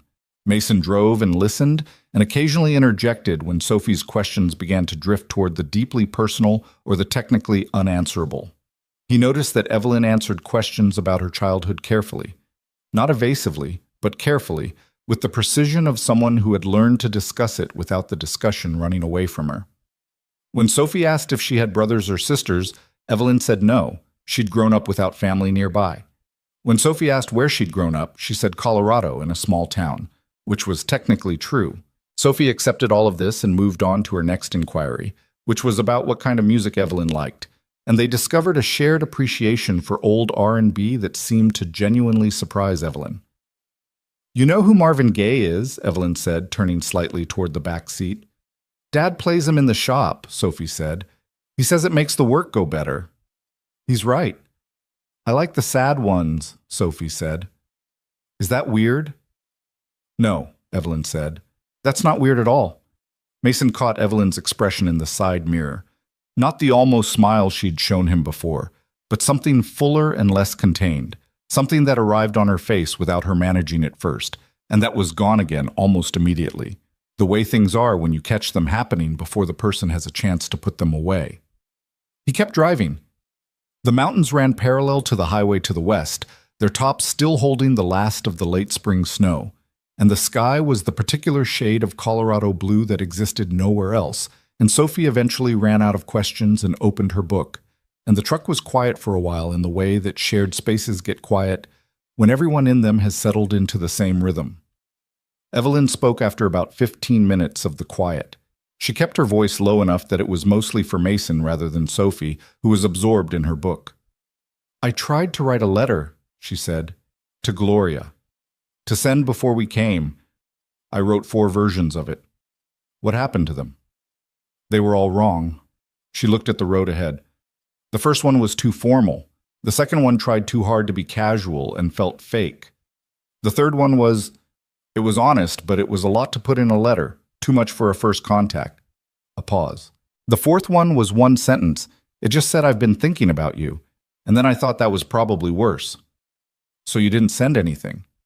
Patricia reached out through the Resource Center network, just to confirm Gloria was at the address, and to say that someone from her past wanted to reconnect. Very neutral, no identifying information. She looked out the window at the mountains. Gloria said she was open to it. Did she ask who? She asked. Patricia told her she'd find out when they met. She paused. I don't know if that was the right call. You'll find out when you get there. Yes. The word was flat and tight at the edges. They drove through Fort Collins city limits at 10:47. The address Evelyn had was in a residential neighborhood on the northeast side, not particularly affluent, not in difficulty, just an ordinary grid of streets with modest houses and front lawns in varying states of maintenance, the kind of neighborhood that existed in every mid-sized city in America without making any particular claims about itself. Gloria Marchetti lived in a beige split level on Cottonwood Drive with a small front garden that had clearly had more attention paid to it this spring than it usually got. New mulch, a row of yellow marigolds along the path to the front door, 2 clay pots with red geraniums flanking the steps. The geraniums were doing well. The marigolds were doing their best. Mason pulled into the street in front of the house and parked. The 3 of them looked at it for a moment. I should probably go alone first, Evelyn said. She said it without certainty, testing the idea, checking whether it was right. Yeah, Mason agreed. Sophie had looked up from her book at the cessation of motion. She looked at the house. She looked at Evelyn. Is this where your friend lives? Yes. Are you nervous? A pause. Yes. Sophie considered this with genuine seriousness. My dad says nervous means it matters, she said. He says that when I have a presentation at school. Evelyn was still for a moment. Then she opened the truck door. I'll be back, she said. Probably, I don't know how long. We'll be here, Mason said. She walked up the front path. He watched her reach the door, watched her ring the bell, watched her stand there, her shoulders carrying the specific tension of someone doing something they've been building toward for a long time that cannot be walked back from once it starts. The door opened. He was too far away to see the woman in it clearly. An impression of dark hair gone mostly gray, a cardigan, a person of roughly the right age for what he knew about cedarwood. He saw the moment the woman registered who she was looking at. He saw it in how she went still. He saw Evelyn say something and the woman in the doorway reach out, not to embrace her exactly, but to take hold of her arm with one hand, like she needed to confirm she was actually there. He stopped watching because it felt like the wrong thing to continue watching. He looked at the dashboard. He looked at the geraniums. Dad, Sophie said. Yeah. Is she going to be okay? Yeah, Bug. She's going to be okay. Sophie went back to her book. Mason leaned back in the seat and let the morning do what it was going to do. Wolfson. 45 minutes later, the front door opened again and Evelyn came out, but not alone. Gloria Marchetti came with her to the porch, and they stood there talking for another few minutes. Mason could see them, but not hear them, could read the body language well enough to know it wasn't a bad conversation, but also wasn't a simple one. Eventually, Evelyn said something and gestured toward the truck, and Gloria looked in their direction. Evelyn came back. She got in the passenger seat and pulled the door closed and sat for a moment with her hands in her lap. "She remembered me," Evelyn said. It came out very quietly. "Good?" "I don't—" She stopped, started again. She cried. When she opened the door, I hadn't expected that. I'd spent so much time preparing for her to be angry or cautious or, I don't know, I had all these versions of how it might go. She cried, and then she apologized for crying, and then she laughed at herself for apologizing. She pressed her hands flat against her thighs. She said she'd wondered what happened to me for 30 years. Mason didn't say anything. She thought I was dead. Evelyn's voice was steady, but it was doing work to stay that way. She said after Cedarwood closed, none of them knew where anyone went. The kids scattered into the system, and there was no way to find each other. She said she'd searched for me online eventually, years ago, and she'd found the name Evelyn Sinclair, and she'd thought— a pause. She'd thought it couldn't be the same person, that the gap was too big. "What did you say?" I told her it was the same person, that it had just taken a long time. She was quiet for a moment. She said she never forgot the thing with the flashlight. "What thing?" "When I first got to the shelter, I was afraid of the dark. Severely. I'd wake up in the middle of the night and the room would be completely dark and I'd panic. Gloria used to keep her flashlight under her pillow, and she'd turn it on when she heard me wake up. She'd shine it at the ceiling so the light would spread. She did that for, I don't know, months." Evelyn said this very carefully, the way you say something you've been carrying for a long time and are putting down for the first time in the open air. I'd completely forgotten about it. She remembered every detail. Sophie in the back seat had gone very quiet. Mason checked the mirror. She was looking at the back of Evelyn's head with an expression he recognized. The particular look she had when she was taking something in and integrating it into her understanding of the world, a process that was visible on her face because she'd never learned to hide it. "I told her about the others," Evelyn continued. "Carl, Diane, Tommy. What I found, she already knew about Tommy. They'd been in touch briefly a few years ago. She'd lost contact again when he lost his phone." She turned and looked out the side window at Gloria's house. "She wants to help." "Does she know what that would look like?" "Not yet. Neither do I. Not precisely." She turned back. "She told me something about Diane Okafor-Webb. Diane's been having a hard time for longer than I knew from the records. Her kids, the oldest one, the 12-year-old, has been missing school. Diane can't hold down a consistent job because she doesn't have childcare she can rely on when the school day ends." She paused. "That's not the kind of thing that shows up in an eviction notice." "No," Mason said. "It's not. It's the kind of thing someone who actually knows her would know." She was quiet for a moment. Gloria knows a few things like that about the situation, just from her own attempts to stay in contact over the years. Little pieces. So she becomes part of how you approach it. If she's willing. Another pause. She asked if she could meet Patricia. She said she's done some volunteer work herself, on and off, at a food pantry in Fort Collins. She wanted to know how the resource center operated. Evelyn looked at him. "I think she might be exactly the kind of person Patricia has been trying to find for 2 years." Mason thought about Patricia at her standing desk, her whiteboard covered in names, her 12 years of working in the gap between what existed and what was needed. He thought about what it would mean to introduce her to someone who had the same interior knowledge of the problem that Patricia spent her days trying to solve from the outside. "I'll set it up," he said. He started the truck. They drove to a diner that Sophie had identified via her mental survey of the available lunch options on Cottonwood Drive.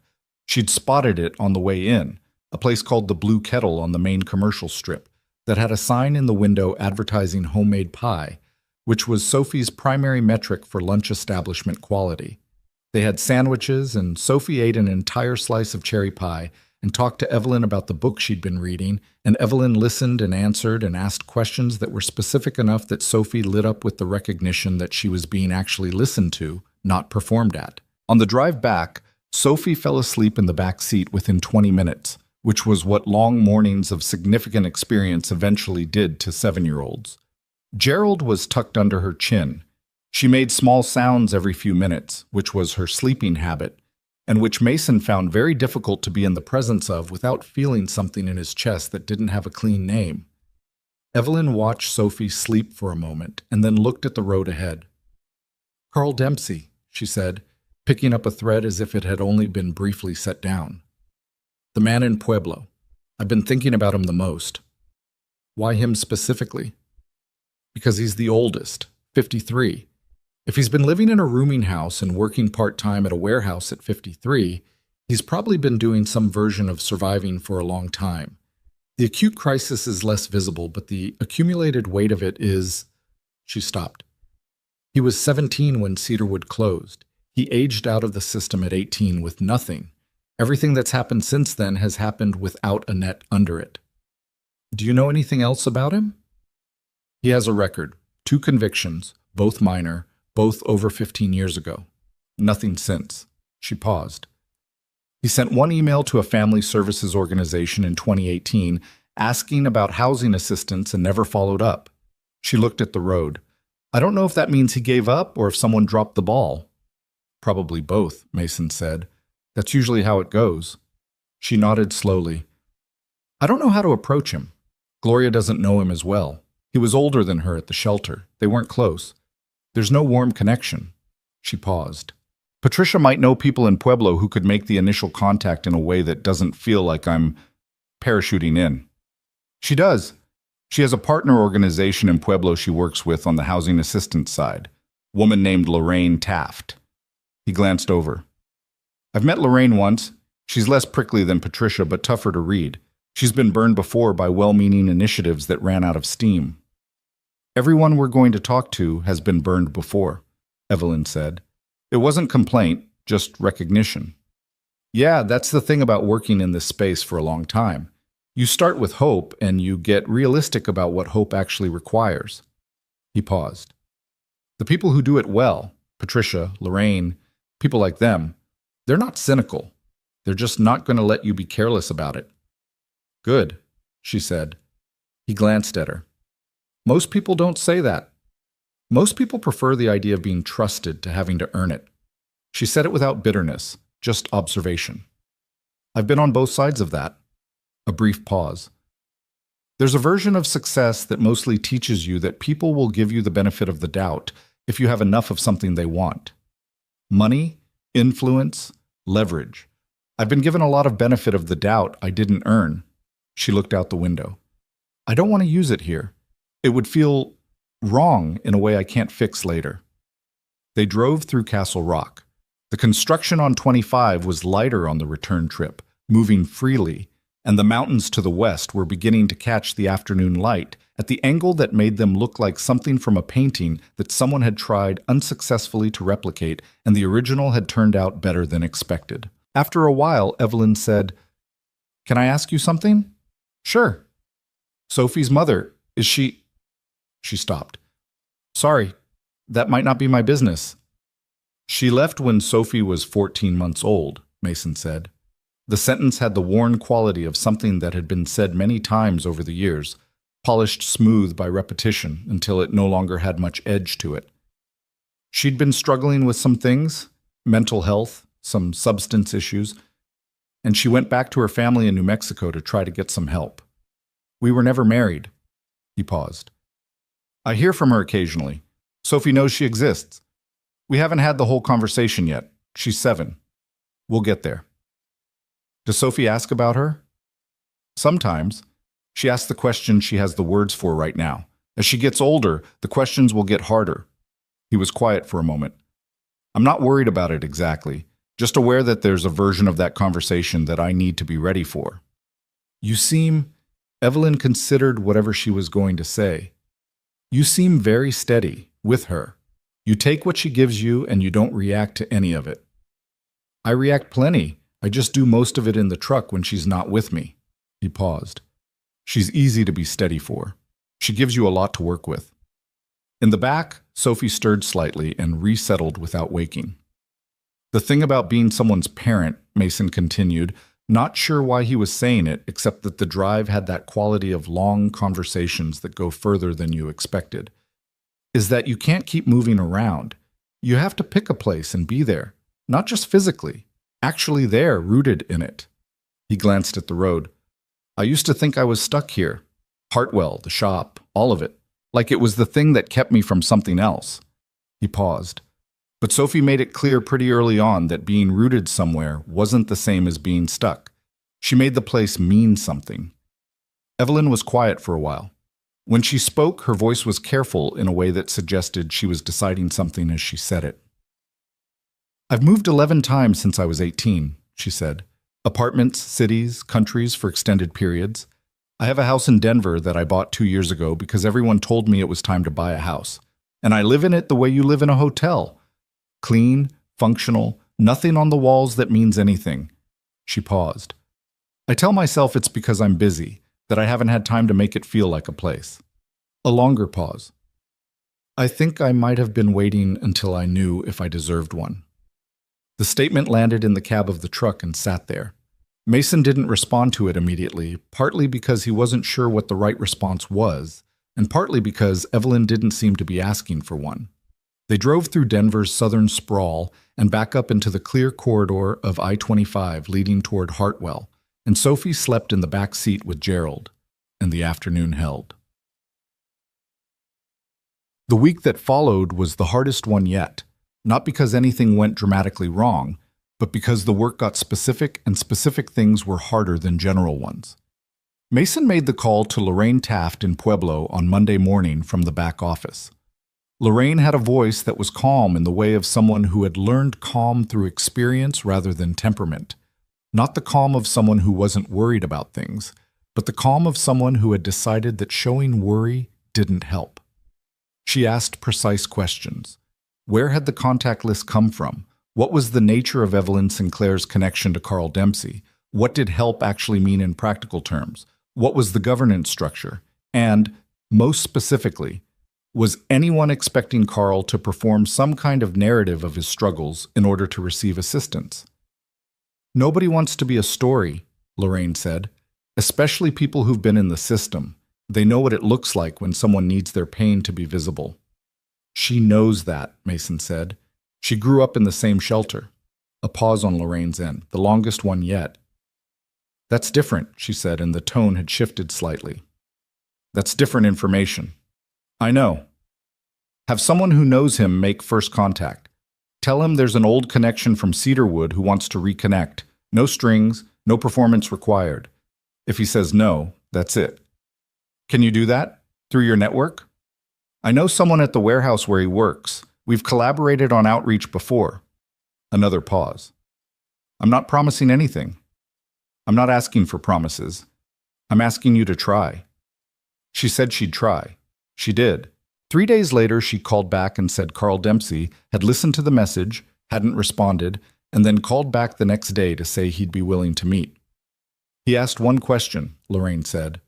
What? He asked whether the person from Cedarwood still had her sense of humor. He said she used to do this thing where she made up ridiculous stories to make the other kids laugh when things were bad. Mason thought about this.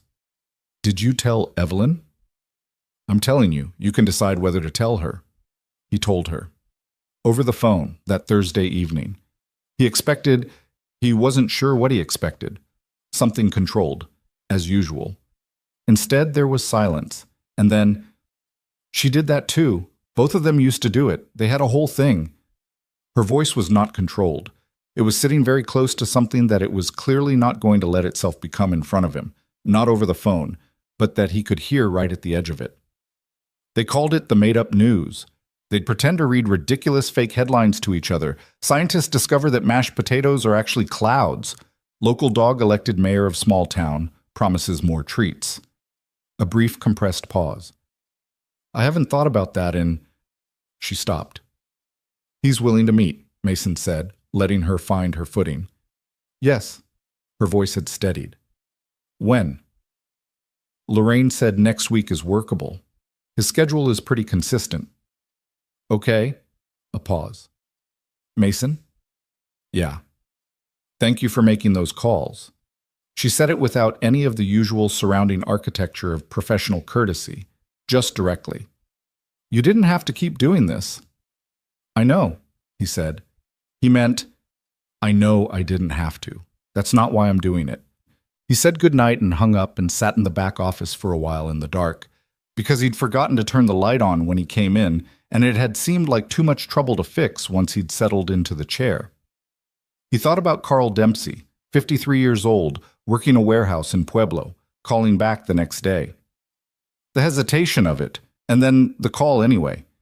He thought about what it cost to call back when you'd spent a long time learning not to expect much from the direction of other people reaching toward you. He thought about Diane Okafor-Webb's 12-year-old missing school, about Tommy Ruiz in a shelter in Denver.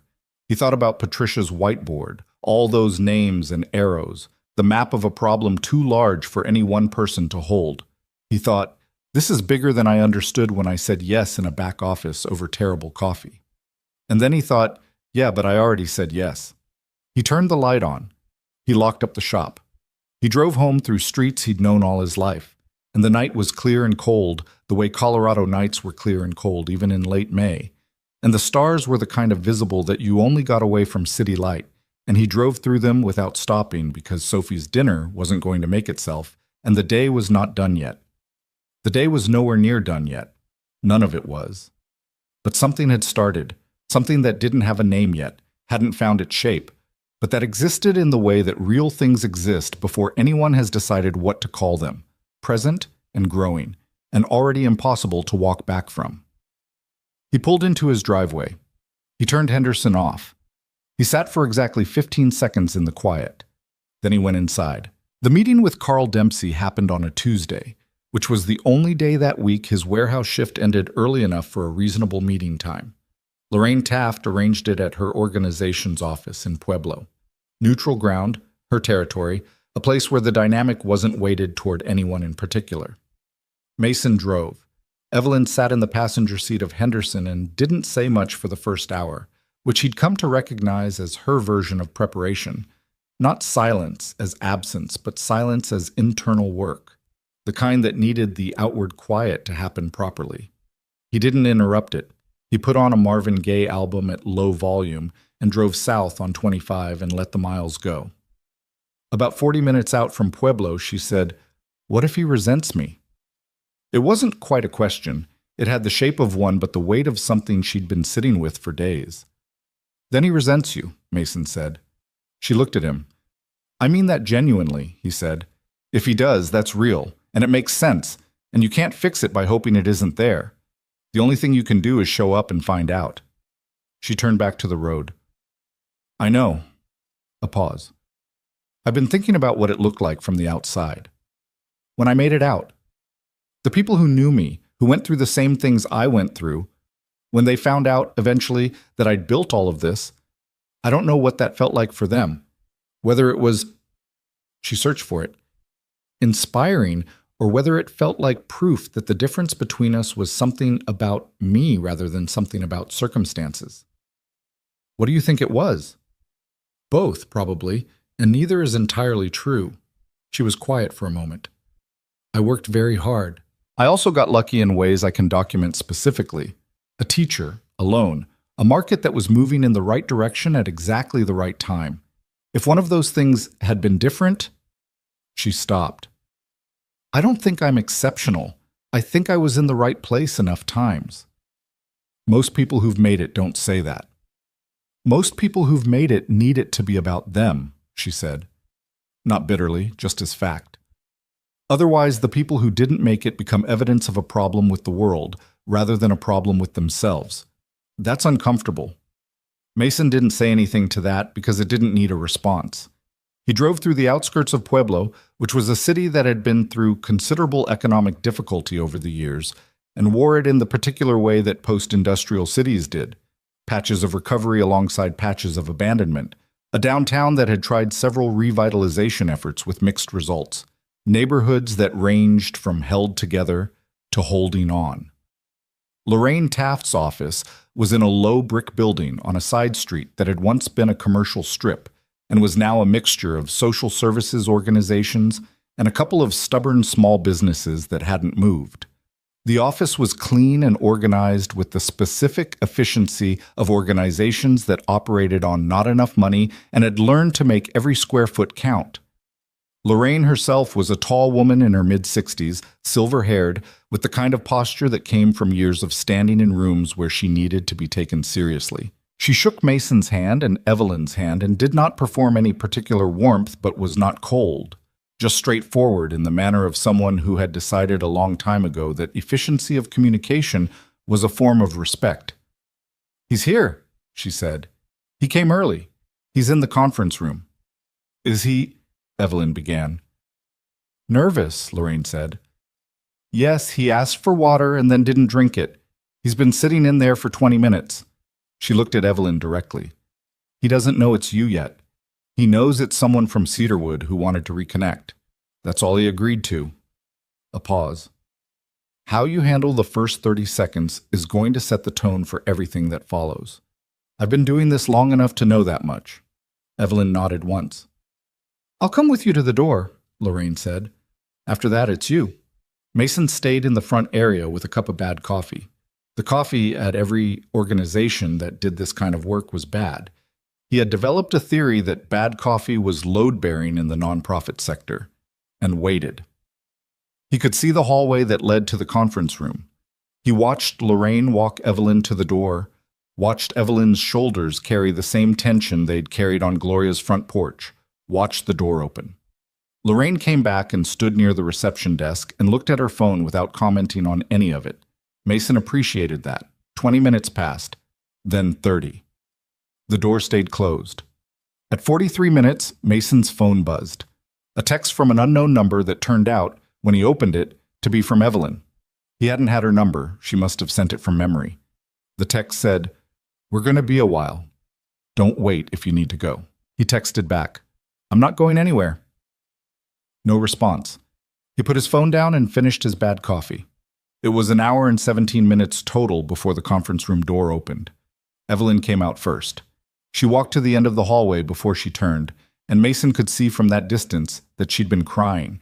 Not recently, not in the last 5 minutes, but recently enough that it was visible in the set of her face, the residue of something that had moved through her. She wasn't trying to hide it, which was different from everything he'd seen from her before. Carl Dempsey came out behind her. He was a large man, heavier than the warehouse work might have suggested, with a face that had the look of someone who'd spent a lot of years outdoors or in physical labor, weathered, lined in ways that told a story without being specific about it. He walked with a slight hitch in his left hip. He was wearing clean clothes that were a little too large for him, the way clothes were sometimes when people had lost weight recently without updating their wardrobe. He looked at Evelyn's back and then at Mason and then back at Evelyn. "That's the guy?" he said. His voice was lower than Mason expected, careful. "That's Mason," Evelyn said. "He's the one who found the folder." Carl looked at Mason with an expression that was hard to read, something that involved assessment and something that might have been gratitude but was hedged around carefully, like a thing left partially in its packaging because you weren't sure yet whether you were going to keep it. "Huh," Carl said finally. It wasn't much, but it was genuine. Mason raised his coffee cup slightly in acknowledgement. They all stood in Lorraine's hallway for a moment with the particular awkwardness of people who have been brought together by something significant and haven't yet found the grammar for what comes next. "I have to be back for my shift at 4, Carl said. He said it to Evelyn, not as an exit, but as information, a way of marking that he existed in a life outside of this room, that he had a schedule, that he was a person with places to be. "I know," Evelyn said. "I know, Carl." He nodded slowly. He shook Mason's hand, a strong grip, the grip of someone who worked with his hands, and then walked back down the hallway toward the front of the building.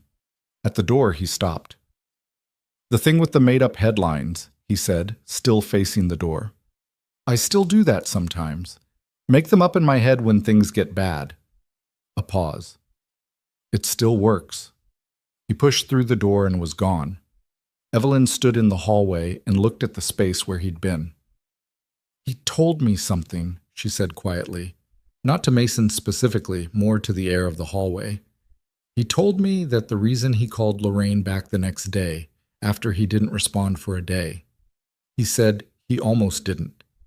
He said he'd been told things would get better so many times by so many people and institutions and programs that he'd stopped being able to hear it as anything other than noise." She paused. "He said the only reason he called back was because Lorraine said it was someone from Cedarwood, because that was the last time anyone had known him when things were still going to be possible, before everything contracted into what it became." Her voice didn't break, but it came close. "He said he wanted to see if that person was real." "Is he going to let you help him?" Mason asked. "He doesn't know yet." She finally turned. Her eyes were dry now, composure reassembled, but she wasn't pretending the last hour and 17 minutes hadn't happened. "He said he'd think about it. He said he didn't want money directly." She paused. "He said the only thing he actually needed, the one thing he'd been unable to solve, was stable housing, not a handout. A situation where he could afford a decent apartment on what he earns, because the rooming house is killing him in ways he can't exactly articulate, but that have to do with dignity more than comfort." She looked at the floor, then back up. "He said he'd spent so long in conditions that told him he didn't matter that it had started to feel true." Mason thought about the Delgado family, their landlord raising rent 40%. About Diane Okafor-Webb's oldest kid missing school. About Tommy Ruiz in a Denver shelter. The through line was so consistent it had almost become expected, and he was aware that the expectation itself was part of the problem, that becoming unsurprised by something was its own kind of damage. "Lorraine knows the housing situation in Pueblo," he said. "I already asked her." A pause. "There's an affordable housing nonprofit that operates here. They have a wait list, naturally. Lorraine thinks if there were a bridge subsidy, something that covered the difference between what Carl can pay and what a decent apartment costs for 12 to 18 months, while he stabilizes his employment enough to cover it himself, he could get off the wait list and into a place within 60 days. How much is the bridge subsidy?" "About $800 a month. For 18 months. $14,400. For Mason, that was a number that would have required careful planning and significant sacrifice. For Evelyn Sinclair, he suspected it was approximately the cost of a business dinner. She seemed to read the calculation in his expression. "I know," she said, with something that was neither comfort nor apology. "I know what it looks like, that I can just do that. I know it looks simple from the outside." "It doesn't look simple," Mason said. "It looks like you drove 2 hours to sit in a room with someone for over an hour and find out what he actually needed instead of deciding what he needed from a distance and sending a check." She looked at him for a moment. "That matters," he said. "The difference between those two things matters a lot." Lorraine appeared at the end of the hallway, having given them a professional amount of space. "You heading back to Hartwell?" she asked Mason. "Yes." "Tell Patricia I want to talk to her about the Pueblo extension of her transitional housing plan. She's been avoiding the conversation because she thinks I'll have objections." "Do you have objections?" "I have questions, which are different. Tell her that." "I'll tell her." Lorraine nodded, shook both their hands with the brisk efficiency that was her standard operating mode, and returned to her office. The building around them continued its ordinary business.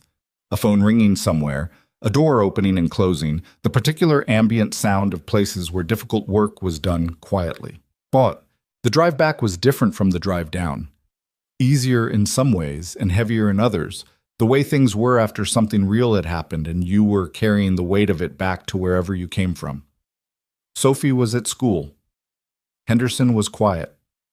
About 30 miles north of Pueblo, Evelyn said, "I need to tell you something." He waited. "The company, my company, has been getting acquisition interest for about 4 months. Another firm wants to buy us. The offer is significant." She paused. "I've been going back and forth on it. Part of why I was in Hartwell the morning I brought the car in, I was driving to clear my head about it. I do that sometimes, drive through places I don't have associations with, because it helps me think without my own context getting in the way. What does the acquisition mean for you?" It means I stop being responsible for day-to-day operations. I retain a position on the board, which is mostly advisory. I get a substantial amount of money. Another pause. It also means I have time, actual time, which I haven't had consistently since I was 25. She looked at the road. I've been telling myself I couldn't do this, what we're doing, at the level it actually requires while I'm running a company, that I'd be doing it at the edges, which is exactly the kind of thing you do when you're going through the motions of helping rather than actually helping. Mason absorbed this. You're thinking about taking the acquisition. I've decided to take it, she said. I signed the preliminary agreement this morning before you picked me up. He glanced at her. This morning? Yes. You didn't mention it. I didn't know how to mention it before. She gestured generally at the direction of Pueblo behind them. Before that, it felt like the wrong order. He looked at the road. The mountains were to their left now, running north, their permanent altitude reminding him of the scale of things. What does it mean for what we're building? It means I can do it properly, she said. Not from a car on the way to a board meeting, not from a distance, wiring money into programs and reading reports. I can actually be present in it. She paused. I'm planning to relocate. Temporarily at first. I'll keep the house in Denver, but I want to be here, in Hartwell, or close enough to hear that it's not a 2-hour drive every time something needs my actual attention. The information arrived in Mason's awareness and arranged itself alongside everything else he'd been holding. It changed the shape of things, not in a way he could quickly categorize as good or bad or something else, but in a way that required him to update his understanding of what this was. Hartwell has a limited real estate market, he said finally. I noticed. I've already talked to a realtor. She said it without embarrassment. There's a house available on Elm Street, 3 blocks from the farmer's market. It has a yard and it needs work, and the kitchen is completely outdated. I know that house, the Whitfield place. They've been trying to sell it for 2 years because they want too much for it. They're not asking too much anymore, she said. We reached an agreement yesterday. He processed this. When did you decide all of this? The folder, she said simply. The folder decided it. I've just been doing the paperwork since. A pause. Does that make sense? Yeah, he said. It does. Are you... She stopped herself. What? I was going to ask if you were okay with it. With me being here. She said it straightforwardly, without performing the vulnerability of the question, but without hiding it either. Because you didn't sign up for any of this, and I'm aware that I've been drawing you into something that started as returning lost property and has become considerably more involved. Mason drove for a moment without answering, because it was a question worth taking seriously. He thought about Patricia and her whiteboard.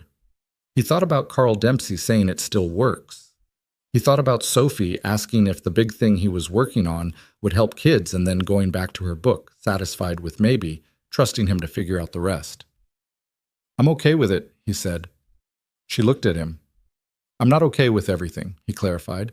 I'm a person with a shop to run and a 7-year-old who needs dinner and a limited number of hours in a day. There's going to be friction. There are going to be weeks when I can't give this what it needs. There are going to be arguments about priorities that I won't always win and that you won't always win either. He paused. Patricia is going to continue to be difficult. Patricia is going to continue to be right, Evelyn said. That too. He glanced at her briefly. But yeah, I'm okay with it. She faced forward again. Something in her shoulders released in a way that was barely visible, but was there. 3 weeks after the meeting with Carl Dempsey, 2 things happened on the same day, which was the kind of timing that didn't mean anything, but felt like it did. The first was that Diane Okafor-Webb accepted Evelyn's offer to connect her with the family support services Patricia had assembled, specifically a childcare network that could reliably cover the gap between school end and Diane's evening shift, which was the single concrete thing that had been preventing her from holding steady employment for 2 years.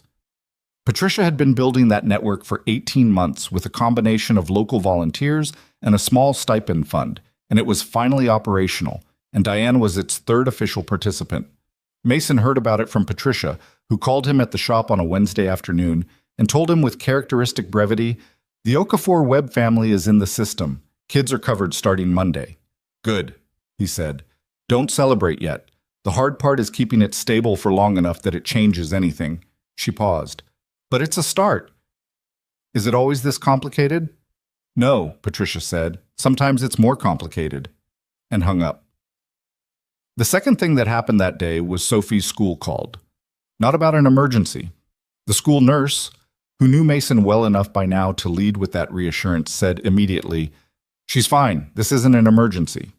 And then explained that Sophie had organized, without telling any adult, a collection drive in her second grade class for the food pantry associated with the resource center. She'd apparently been talking about food insecurity at a level that her teacher found somewhat remarkable for a 7-year-old, had made a sign using her own art supplies that said, "Bring food. Families need it," in large, uneven letters, and had collected 11 cans of food, a box of pasta, 2 boxes of cereal, and 1 very old can of something unidentifiable that a classmate had found in the back of their parents' pantry. "We just wanted to make sure you knew," the nurse said. "Ms. Harwick is—" a slight pause that suggested the teacher's reaction was complex. "Impressed, I think is the word." "Is Sophie in trouble?" "Not exactly. She maybe could have asked permission first." "Yeah," Mason said. "That's pretty consistent with how she operates." He picked her up that afternoon, and she got into the truck with the expression of someone who was prepared to defend her choices. "Ms. Harwick said I should have asked first," she said immediately. "You should have." "But if I'd asked first, she might have said no." "Maybe. And then the food pantry wouldn't have the food." She buckled her seatbelt with the precision she applied to things when she was making a point. So, Mason agreed. "Don't do it again without asking, but also—" He glanced in the rearview mirror at her. "That was a good thing you did." She looked like she was trying not to look pleased about this. She mostly failed. "I told Cora's mom about it, and she's going to bring more cans next week," she said. "Did you clear that with Ms. Harwick?" Sophie was quiet for a moment. "I'm going to," she said. He took her to the resource center on Friday after school, partly because she'd been asking to see where the food went, and partly because he had a meeting with Patricia anyway. Sophie walked through the space with her hands clasped behind her back, in a way that reminded him, unexpectedly, of a tiny building inspector asking questions of every volunteer she encountered, and Patricia, who did not perform warmth for anyone, ended up in a 10-minute conversation with Sophie about how food pantry logistics worked, explaining the intake system and the distribution schedule with the same directness she used with everyone, not simplifying for a 7-year-old, and Sophie listening with her complete attention. On the way out, Sophie said to Patricia, "My dad and Evelyn are trying to help people get houses." "I know," Patricia said. I'm helping." Sophie considered this. "Is it hard?" "Constantly," Patricia said. "Why do you keep doing it?" Patricia looked at her with the expression of someone encountering a question they've asked themselves many times. "Because someone has to," she said, "and because the people it helps are worth the difficult parts." Sophie nodded slowly, processing this. "Okay," she said, with the air of someone who had received a satisfactory answer. Tommy Ruiz was the hardest.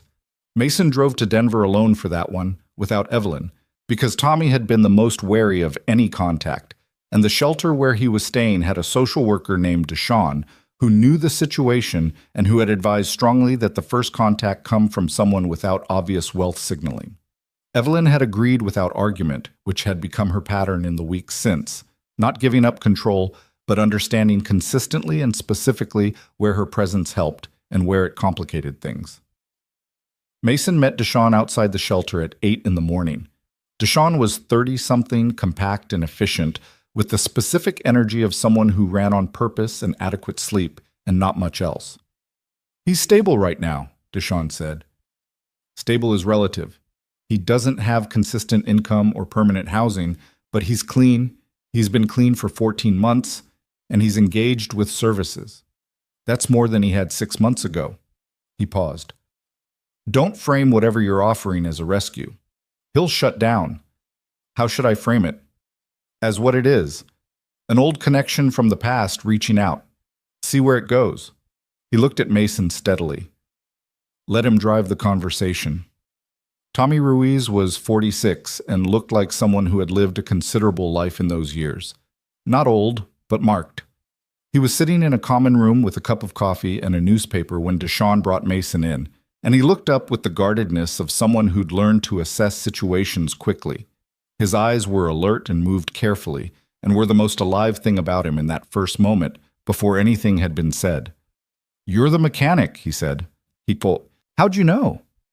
Deshawn said the person coming had calluses on his hands from working with them. He glanced at Mason's hands on the table. "Also the oil under your fingernail on the left side." Mason looked at his left hand. There was, in fact, a small crescent of oil under his thumbnail that he'd missed in the morning's cleaning. "Fair enough," he said. They sat across from each other. Deshawn had positioned himself at a neighboring table with his own coffee, present but not intrusive. "Evelyn Sinclair," Tommy said. Not a question. Mason raised an eyebrow. "I looked her up when I heard someone from Cedarwood was making contact," he said. "Only person from the shelter I could think of who'd have resources to mobilize this kind of thing." He looked at his coffee. "I remembered her." "What do you remember?" He was quiet for a moment, turning the coffee cup. "She was quiet when she got there. Lots of kids were loud when they first came in, crying or acting out or whatever. She was just quiet, like she was waiting to see how things worked before she decided anything." A pause. Then she figured out how things worked, and she was never quiet again. Something crossed his face that might have been the residue of something good from a long time ago. "She and Gloria used to run this thing, the made-up news. She told me about that." "Yeah?" He looked up. "She tell you about the time they did a whole episode about a scientific study proving that spinach caused people to turn invisible because they'd gotten spinach for dinner 3 nights in a row and nobody wanted to eat it?" She didn't mention that one. It was a whole thing. Carl contributed. He was the expert witness. He smiled, and the smile changed his face considerably, made him look younger, made him look more like whoever he'd been at Cedarwood before everything that came after. "I haven't thought about that in probably 20 years. They talked for an hour. Mason didn't pitch anything, didn't outline programs or resources or plans. He mostly asked questions and listened, because that's what Deshawn had told him, and because it was correct. Tommy talked about the years since Cedarwood in the shorthand way that people talked about periods of their lives that they had survived rather than lived. Quickly, with deliberate lightness, covering the hard parts in a few words and moving on. He'd had some good years in his 20s. Things had gotten complicated. It wasn't simple, and he wasn't going to make it simple for a stranger, even one who came with what seemed like good intentions. "What does she actually want?" Tommy asked at the end. Direct. "To know you're okay," Mason said, "and if you're not okay, to see if there's anything specific that could be different." "I'm not okay," Tommy said with a matter-of-factness that landed harder than anguish would have. "I'm better than I was. I'm not okay." What would okay look like? He was quiet for a long time. Mason waited. "A room," he said finally, "not a shelter. A room that's mine, where I can close the door." He looked at his coffee cup. "I can handle the rest if I have that. I've handled it before with less.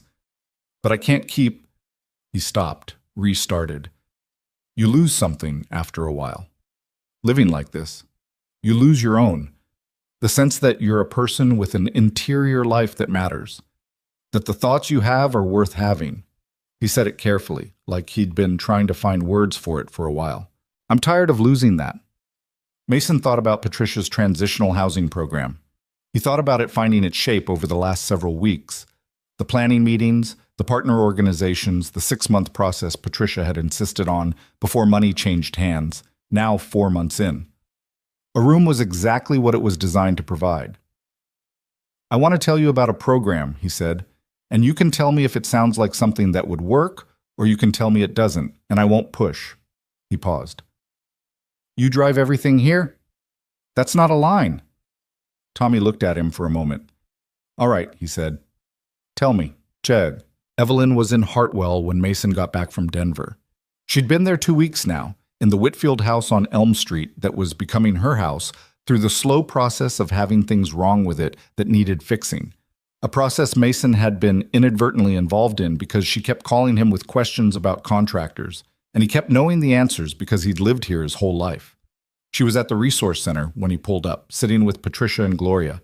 Gloria had driven down from Fort Collins 3 times in the past month and had become, with remarkable speed, something essential to the operation, bringing the knowledge of the inside that Patricia had always been working without.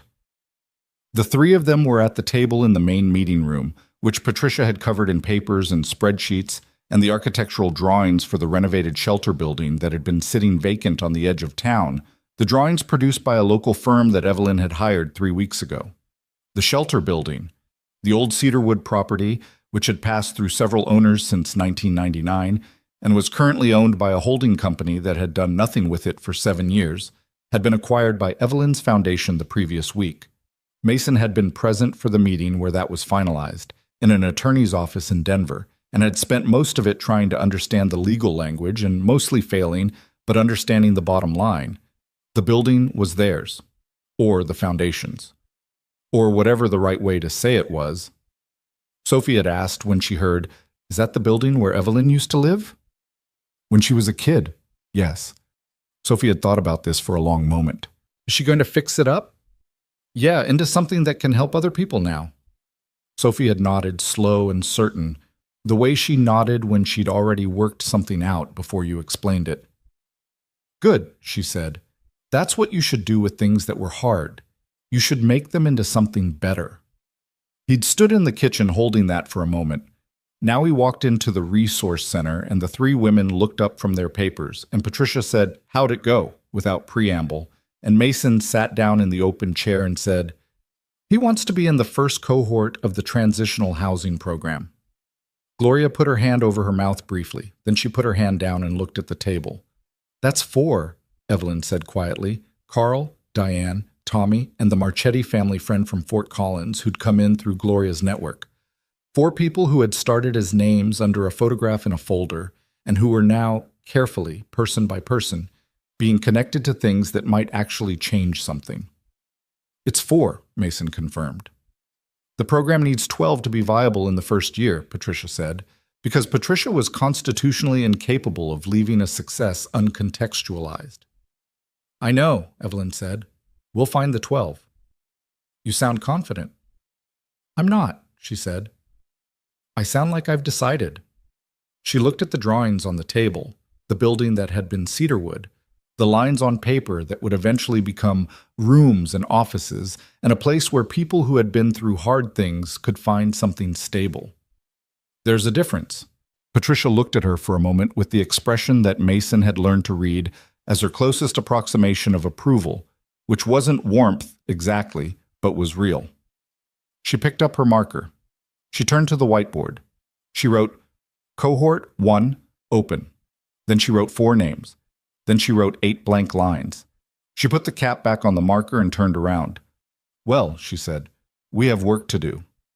Outside on Birchwood Avenue, Mason's shop was locked for the afternoon. Henderson was parked in the lot. The Colorado evening was building itself out of clear air and long light, and somewhere on Elm Street, 3 blocks from the farmer's market, a house that had been empty for 2 years was slowly becoming something that a person lived in. Sophie was at his mother's. She'd ask about his day when he picked her up, and he'd tell her what he could, and she'd listen and ask the questions she had words for, and probably contribute something that was more true than she knew. There was still a lot of road between here and whatever this was going to be. The building renovation was months away from done. The program was structured but untested. Carl was in a bridge apartment but still working through the practical and invisible things that unstable years did to a person's ability to be stable again. Diane's childcare network had been running for 3 weeks, which was not the same as running for a year. Tommy was on a wait list and cautiously, guardedly, holding the idea of a room as something that might actually happen. None of it was finished. Most of it was barely begun. But the room, Patricia's meeting room with its whiteboard and its drawings and its 3 women in it who had all, for different reasons and from different directions, decided to be here. That room had the feeling of something real in it. Not completed, not clean, real. Mason pushed his chair back from the table. He had to go get his daughter. Same time Thursday? He said. 7 a.m., Patricia said. The contractor has questions about the East Wing. I'll be here. He walked out into the evening. The air had the particular quality of late Colorado spring, still crisp at the edges, the warmth not yet committed, the sky that shade of blue that always looked like someone had just washed it. He stood by Henderson for a moment and looked at the street and thought about what had started with a worn leather folder in the back of a luxury sedan and what it was turning into, and whether those two things would ever stop surprising him. He thought they probably wouldn't. He got in the truck and drove to get Sophie, because she was waiting, and she was the thing that everything else was trying to be worthy of. The renovation took 7 months. That was 2 months longer than the original estimate, which Patricia had predicted on day 1. She'd looked at the contractor's timeline in the first planning meeting, said, "Add 2 months," and written the revised date on the whiteboard without further comment. She was right, as she tended to be about things she'd had enough experience to form an opinion on. There was a structural issue with the East Wing's foundation that the initial inspection had missed, and that cost 3 weeks and a significant amount of money to address properly. There was a supply chain delay on the windows. There was a week in August when 2 of the subcontractors had a dispute about jurisdiction that required Mason to drive to the site and talk to both of them separately for a combined 4 hours until they reached an arrangement, which was not a skill set he'd expected to develop when this started, but had apparently become part of his responsibilities. He didn't bill for any of it. He'd had a conversation with Evelyn about that early on when she'd offered to compensate him for his time, and he'd told her no. She'd pushed back once, reasonably, pointing out that his time had actual value and that refusing payment wasn't nobility, it was a form of financial self-harm in a man who ran a small business and raised a child alone. He'd said he understood her point, and he still didn't want payment. She'd looked at him for a moment and then let it go, which was the correct response, and he'd appreciated it. What he got instead was something harder to quantify. He got the gradual discovery that he was capable of things he hadn't known he was capable of, navigating the intersection of money and need without letting either one corrupt the other, sitting in rooms where people were angry or frightened or both, and finding something useful to say or knowing when saying nothing was better. He got the satisfaction of watching Patricia's program find its footing, which was not smooth or triumphant, but was real. The kind of satisfaction that came from watching something difficult become, incrementally and imperfectly, more possible. He also got tired in ways he hadn't anticipated. There were weeks when the shop ran on fumes because he'd given too much of himself to the building project, and the program logistics, and the conversations that needed to happen with Lorraine in Pueblo and Deshawn in Denver, and Gloria's expanding network of contacts in Fort Collins. There were evenings when he came home to Sophie with so little left in him that he felt guilty about it. Not the performative guilt of someone looking for acknowledgement, but the private, grinding kind that came from knowing your child deserved a present parent and being unable to fully be one. Sophie, for her part, adapted. She was a child who had always been perceptive about the emotional weather of the adults around her. And she'd learned, in the way that children of working single parents sometimes learned earlier than was entirely fair, to meet her father where he was, rather than where she wanted him to be. She didn't stop having needs.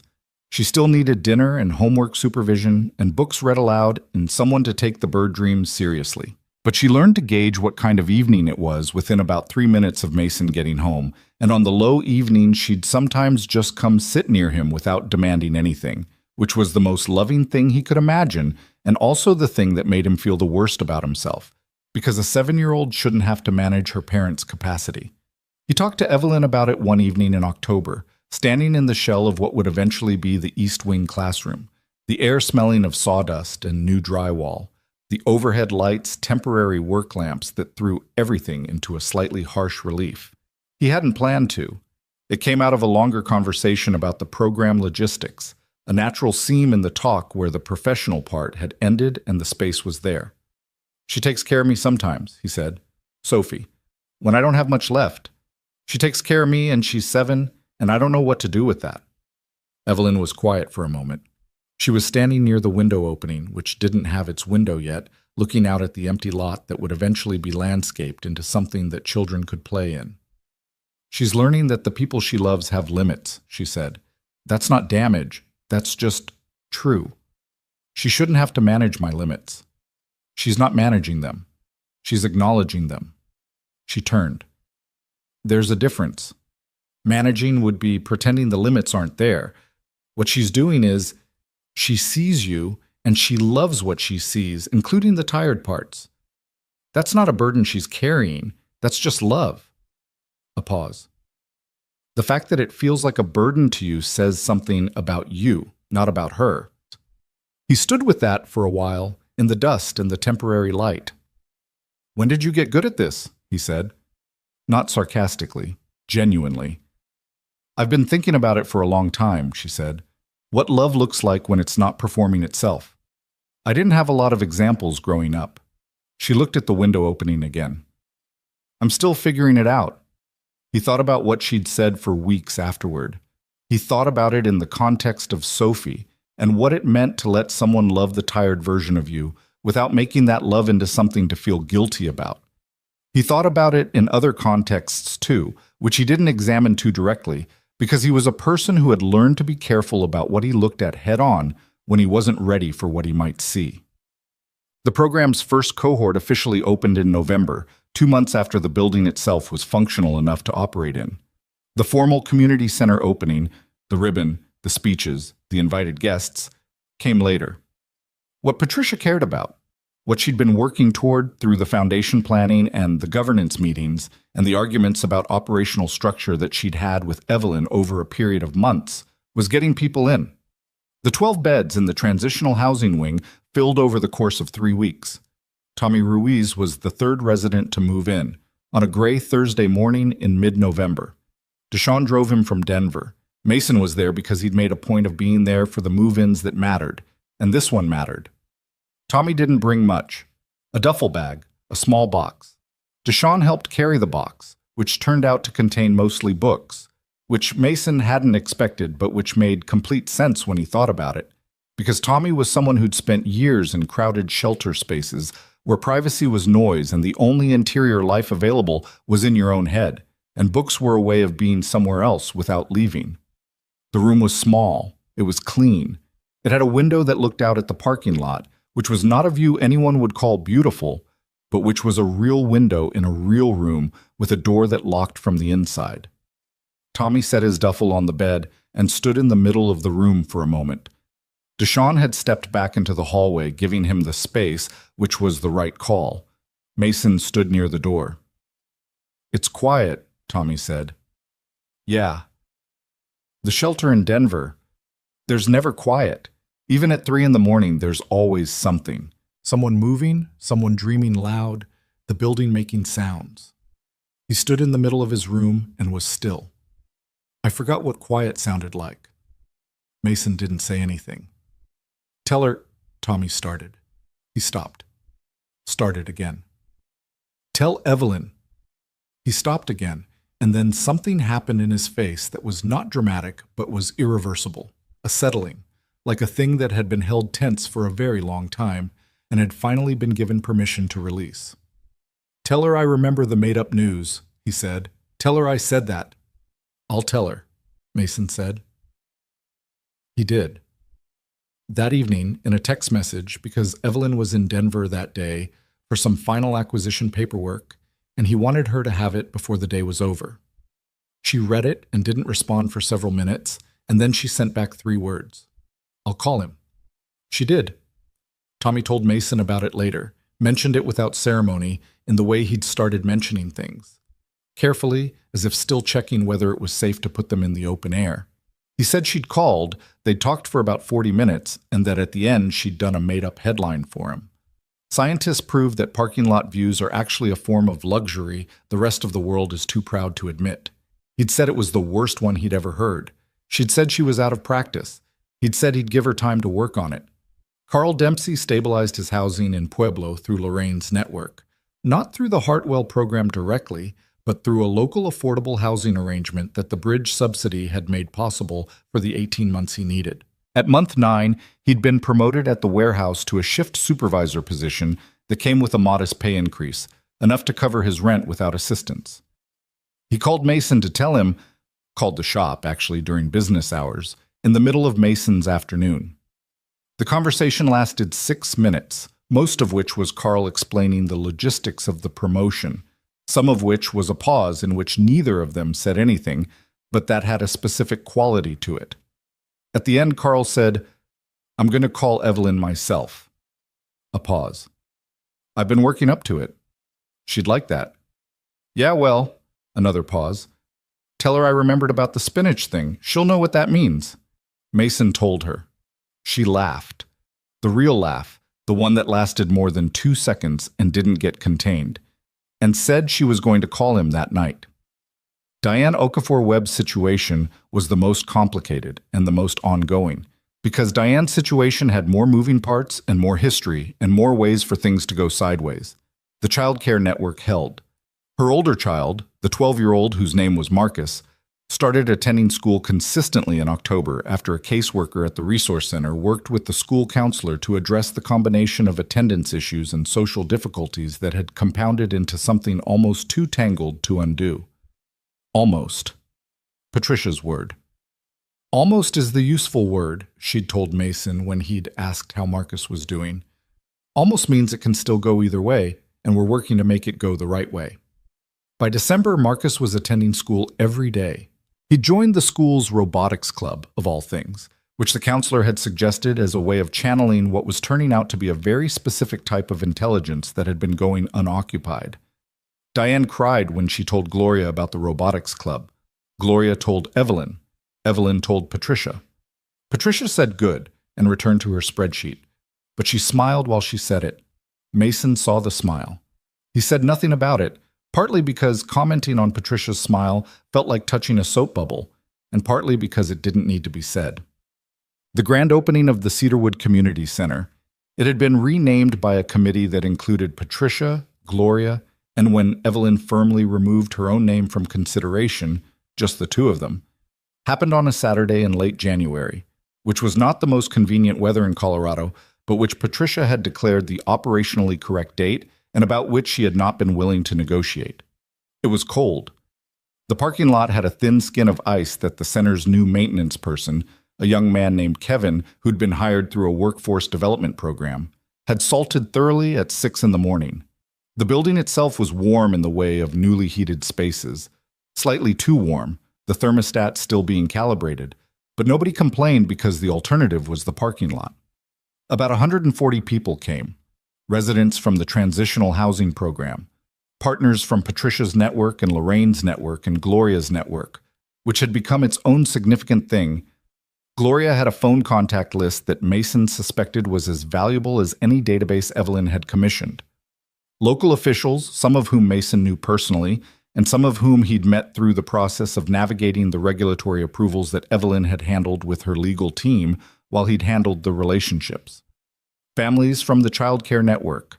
Ms. Harwick, Sophie's teacher, who had come because the school had partnered with the center's tutoring program, and who stood near the food table with a plate of the cookies that the center's kitchen had made, and an expression of genuine approval. Sophie was there in her good sweater, which was blue and which she'd selected herself, and she had appointed herself as an unofficial greeter at the front door, which nobody had asked her to do, but which she was executing with complete professionalism, shaking hands with arrivals and telling them her name and asking theirs and directing them toward the food with the efficiency of someone who'd decided this was her job.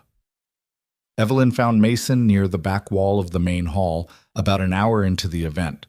She had a cup of coffee and looked like she'd slept, which was notable because there had been weeks recently where she clearly hadn't. The house on Elm Street was no longer empty feeling. He knew this because he'd been inside it several times for various reasons. Contractor questions and program planning sessions, and once just because she'd offered dinner after a long meeting and he'd said yes. There were things on the walls now. Not many, but some. A photograph of the original Cedarwood building, the one from the folder. A print she'd bought at the Hartwell Farmers Market from a local artist. Nothing expensive, just something she'd liked. A shelf with books that were arranged the way books were arranged when someone actually read them, rather than curating them. The house looked like someone lived in it. She'd done what she'd said she couldn't for a long time do. She'd let a place become hers. "Carl's here," she said when she reached Mason. "He drove up from Pueblo." Mason looked across the room. Carl was standing near the window on the east side, large and slightly uncomfortable the way he was at anything that felt like an event, holding a plate of cookies he wasn't eating, looking at the room with an expression that was taking a long time to process what it was seeing. "Does he know Tommy's here?" Mason asked. They saw each other about 10 minutes ago. She paused. I watched from across the room. I didn't want to intrude. What happened? They shook hands for a long time. They didn't say anything. She was quiet for a moment. I don't know what you say.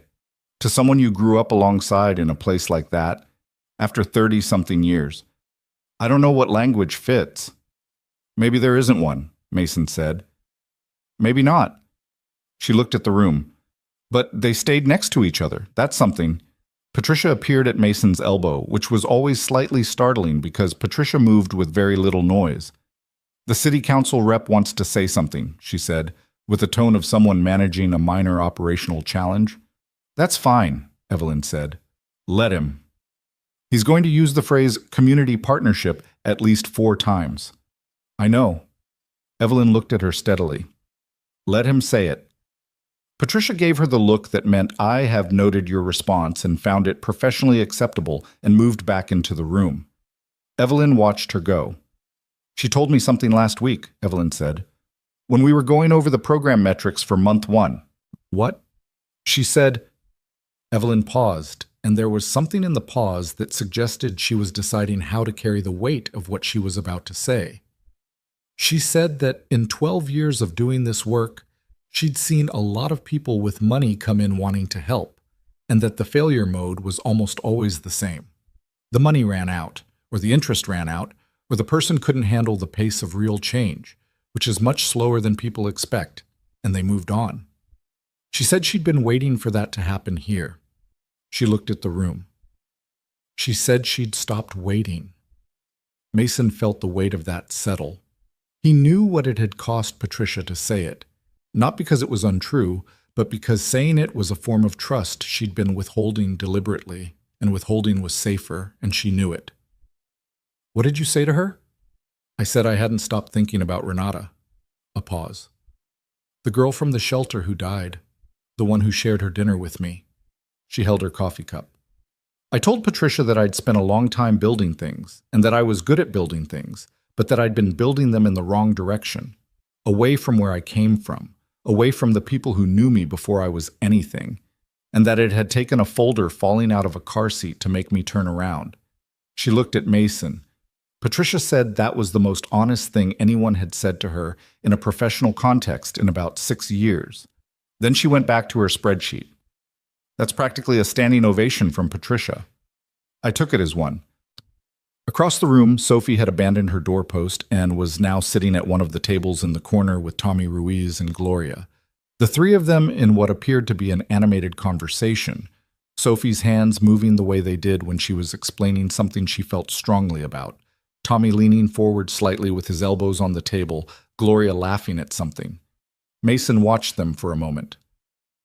She asked me something this morning, he said. Sophie, she asked me if you were going to stay. He felt Evelyn become still beside him. She didn't ask it like a problem, he said. She asked it the way she asks about whether a thing is permanent or temporary, categorizing the world. He paused. I told her I thought you were staying. You were right, Evelyn said. He nodded. The room went on around them, the conversations overlapping, the table with the food getting progressively more depleted, the city council rep beginning his remarks in the front of the room, Kevin, the maintenance person, wheeling a recycling bin through the side door, someone's small child running in a circle near the window for no reason anyone could identify, which was just what small children did in rooms full of people and energy and warmth. The city council rep said community partnership 6 times. Patricia, standing against the side wall, did not visibly react. But Mason caught her eye once, and the look she gave him had something dry and human in it that made him quietly lose his composure for exactly 3 seconds before he got it back. Evelyn spoke last. She hadn't wanted to speak at all. She'd told Patricia that, and Patricia had told her that she was speaking whether she wanted to or not, that the alternative was to have the program exist without a clear articulation of what it was trying to do and who it was trying to do it for. And that clarity of purpose was the difference between programs that lasted and programs that faded. Evelyn had accepted this, as she'd learned to accept the things Patricia insisted on, which were almost always right even when they were uncomfortable. She stood at the front of the room without notes. She looked like herself, not the billionaire in the blazer from the morning she'd walked into Carter's auto, and not the person who'd cried in a parking lot or sat in a conference room in Pueblo for over an hour. Something closer to who she was when she was in Patricia's meeting room, or sitting in Mason's back office with bad coffee, or standing at a window in a half-finished building talking about what love looked like when it wasn't performing itself. "I grew up in a building a lot like this one," she said. "The original cedarwood shelter which stood where this building now stands." She looked at the room. "Some of the people in this room right now grew up there with me.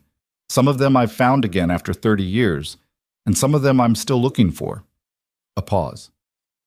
"I'm not going to tell you it was a good place to grow up, because it wasn't always. I'm not going to tell you the people in it were noble in their suffering, because they weren't. They were just people, the way all people are just people, trying to get through things that were harder than they should have been." She stopped, took a breath that was barely audible. "What I'm going to tell you is that the people in that building taught me things I've spent 30 years trying to remember. That a flashlight aimed at a ceiling can fill a whole room with light. That the right made-up story, told at the right moment, can make something bearable that wasn't bearable before." She looked at the room. "That the people who share hard things with you don't stop mattering because you've moved on." The room was quiet in the way that rooms were quiet when something real was being said, and everyone present could feel it. "This place is not a solution," she continued. "I want to be honest about that. It's a room. A set of rooms, and rooms don't fix everything. They fix some things, for some people, for some period of time, and then those people go back out into a world that still has all the same problems in it, and that is genuinely hard. I'm not standing up here to tell you otherwise." A pause. "What I can tell you is that a room where you can close the door and hear quiet matters more than people who've never needed one understand.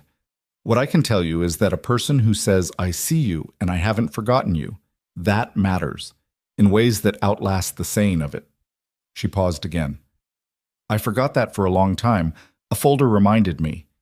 She stopped. She looked at Mason across the room for exactly a second, which was all she allowed herself, and then she looked at the whole room. "Thank you for being here," she said. "Let's do the work." Afterward, when the event had gone on long enough that the food was mostly gone, and a few people had started filtering out, and the children who'd been running circles were now running slower circles, Mason found himself outside the building for a few minutes, in the cold parking lot, because the inside had gotten warm enough that the outside felt like a correction. He stood in the January air and looked at the building, the Cedarwood Community Center. The sign above the door was the same proportions as the sign in the photograph from the folder, which he didn't think had been intentional, but which he'd noticed immediately when it went up, and which he suspected Evelyn had noticed too, though neither of them had said anything about it. The door opened behind him. Sophie came out in her good sweater, which was not warm enough for January in Colorado, and she stood next to him and looked at the building with him. "Tommy told me a joke," she said. "Yeah?" "Scientists discover that parking lots are actually beaches that got confused." She considered this. "I think that's Evelyn's joke originally. Tommy said she told it to him." "Probably." "It's not very good." "No." She leaned against his side, which she still did sometimes in the way she'd done when she was smaller, not for warmth, but for the contact, for the being alongside-ness of it. He put his arm around her shoulders. "Dad?" she said. "Yeah." "Is this it? Is this the thing that was maybe going to be big?" He looked at the building, the warm light through the windows, the sign above the door. 7 months of construction and 4 months of planning before that, and a conversation in his back office over terrible coffee before that, and a worn leather folder falling open in a Mercedes before that, the elastic band giving out on a Tuesday afternoon when he'd been reaching for a wire. "Yeah," he said. "I think this is it." She nodded slowly, satisfied. "It's good," she said. "You did a good job." "We all did." "I know," she said. "But you too." He didn't say anything. He stood in the January cold with his daughter pressed against his side and looked at the thing they'd built, which was imperfect in every way that things built by imperfect people were imperfect. The East Wing Foundation had cost 3 extra weeks. The governance structure had required 6 months of argument. The program had 12 residents instead of the 20 Patricia had wanted, and the 8 that funding had initially threatened to limit them to, which was somewhere in the middle and was therefore real. Tommy had a room and was learning to be in it without waiting for it to be taken away, which was its own kind of work, harder and slower than the finding of the room. Carl had a promotion and called Evelyn occasionally and was still figuring out, at 53, what stability felt like when it was actually stable and not just the brief pause before the next disruption. Diane's older child had joined a robotics club and was still 12 years old in a world that was still difficult for 12-year-olds, which meant there was still everything to do. Gloria drove down from Fort Collins twice a month and had become as essential to the operation as anyone, which nobody had planned, but which had turned out to be one of the truest things. That the person most useful to a program designed to address the aftermath of the system was someone who'd lived inside the system, who understood from the inside what the outside couldn't see. None of it was finished. Probably none of it would ever be finished in the way that satisfying endings required things to be finished. But it was real, and it was running, and tomorrow Patricia would be at her standing desk, and the whiteboard would have new names on it, and the 12 beds in the transitional housing wing would have 12 people sleeping in their quiet rooms, and Kevin would salt the parking lot, and Marcus would go to school, and in Pueblo Carl would go to his job that was his, and in Denver Tommy would be in his room with his books, and the parking lot view that he'd started calling his window onto the beach. The door opened again. Evelyn came out, coat on now, and stood on Mason's other side and looked at the building with them. "Patricia wants us back in," she said. "She has notes." "Patricia always has notes." "Yes." A pause. "The city council rep wants to discuss a partnership on a second location." "Tell her." "I just did. She wrote it on the whiteboard." A pause. "She wrote it before he finished his sentence." Mason looked at the building one more time. He thought about the folder in the glove compartment, not the leather one, which was in a protective case in Evelyn's house on Elm Street, but the folder of things he now carried around that he hadn't been carrying before. The knowledge that his town had more need in it than he'd seen clearly. The understanding that the difference between helping and actually helping was the distance between a check and a conversation. The certainty, solidified over months of watching Patricia work, that real change moved slowly and required people willing to be in it for longer than it felt good to be in it for. He thought about the things you couldn't plan for. A car breaking down, a folder falling open, a 7-year-old asking if something was going to be big. He thought about what Sophie had said. That's what you should do with things that were hard. You should make them into something better. She was 8 now. She'd had a birthday in November, a small party at the house with 5 friends, and a cake she'd picked out herself that was supposed to look like a planet, but that the bakery had interpreted somewhat freely. She'd gotten older the way children got older. All at once, in a way that snuck up on you, so that you looked at her one morning and she was somehow more fully herself than she'd been the day before. He didn't know what she was going to become. He knew she was going to become something that mattered, because she already mattered in a way that was so obvious it almost embarrassed him to notice. He knew she was going to ask hard questions for the rest of her life, and that some of them would not have good answers, and that she would find a way to live in the space between the question and the answer the way she lived in most things. With her whole self, slightly too loud, completely committed. He thought, I got a lot of things wrong in my life. I didn't get her wrong. Okay, he said, to no one in particular, and both of them at once. Let's go hear Patricia's notes. Evelyn made a sound that was the laugh again, brief and real and uncontrolled. Sophie said, "Who's Patricia?" Even though she'd met Patricia 3 times, which was Sophie's way of creating a conversation rather than a genuine inquiry. Mason steered them both toward the door, with a hand on each of their shoulders, Sophie squirming away from it immediately because she was 8 and didn't need to be steered, Evelyn allowing it for exactly 2 steps before she moved independently, and the 3 of them went back inside to where the light was warm and the work was waiting. The parking lot was empty behind them. The sign above the door held its letters up in the winter dark. Cedarwood Community Center. Below it, in smaller letters that the board had added at Gloria's suggestion, open to everyone who needs a door to walk through. The cold air moved through the empty lot. The building's windows stayed lit against it. Inside, Patricia was already at the whiteboard.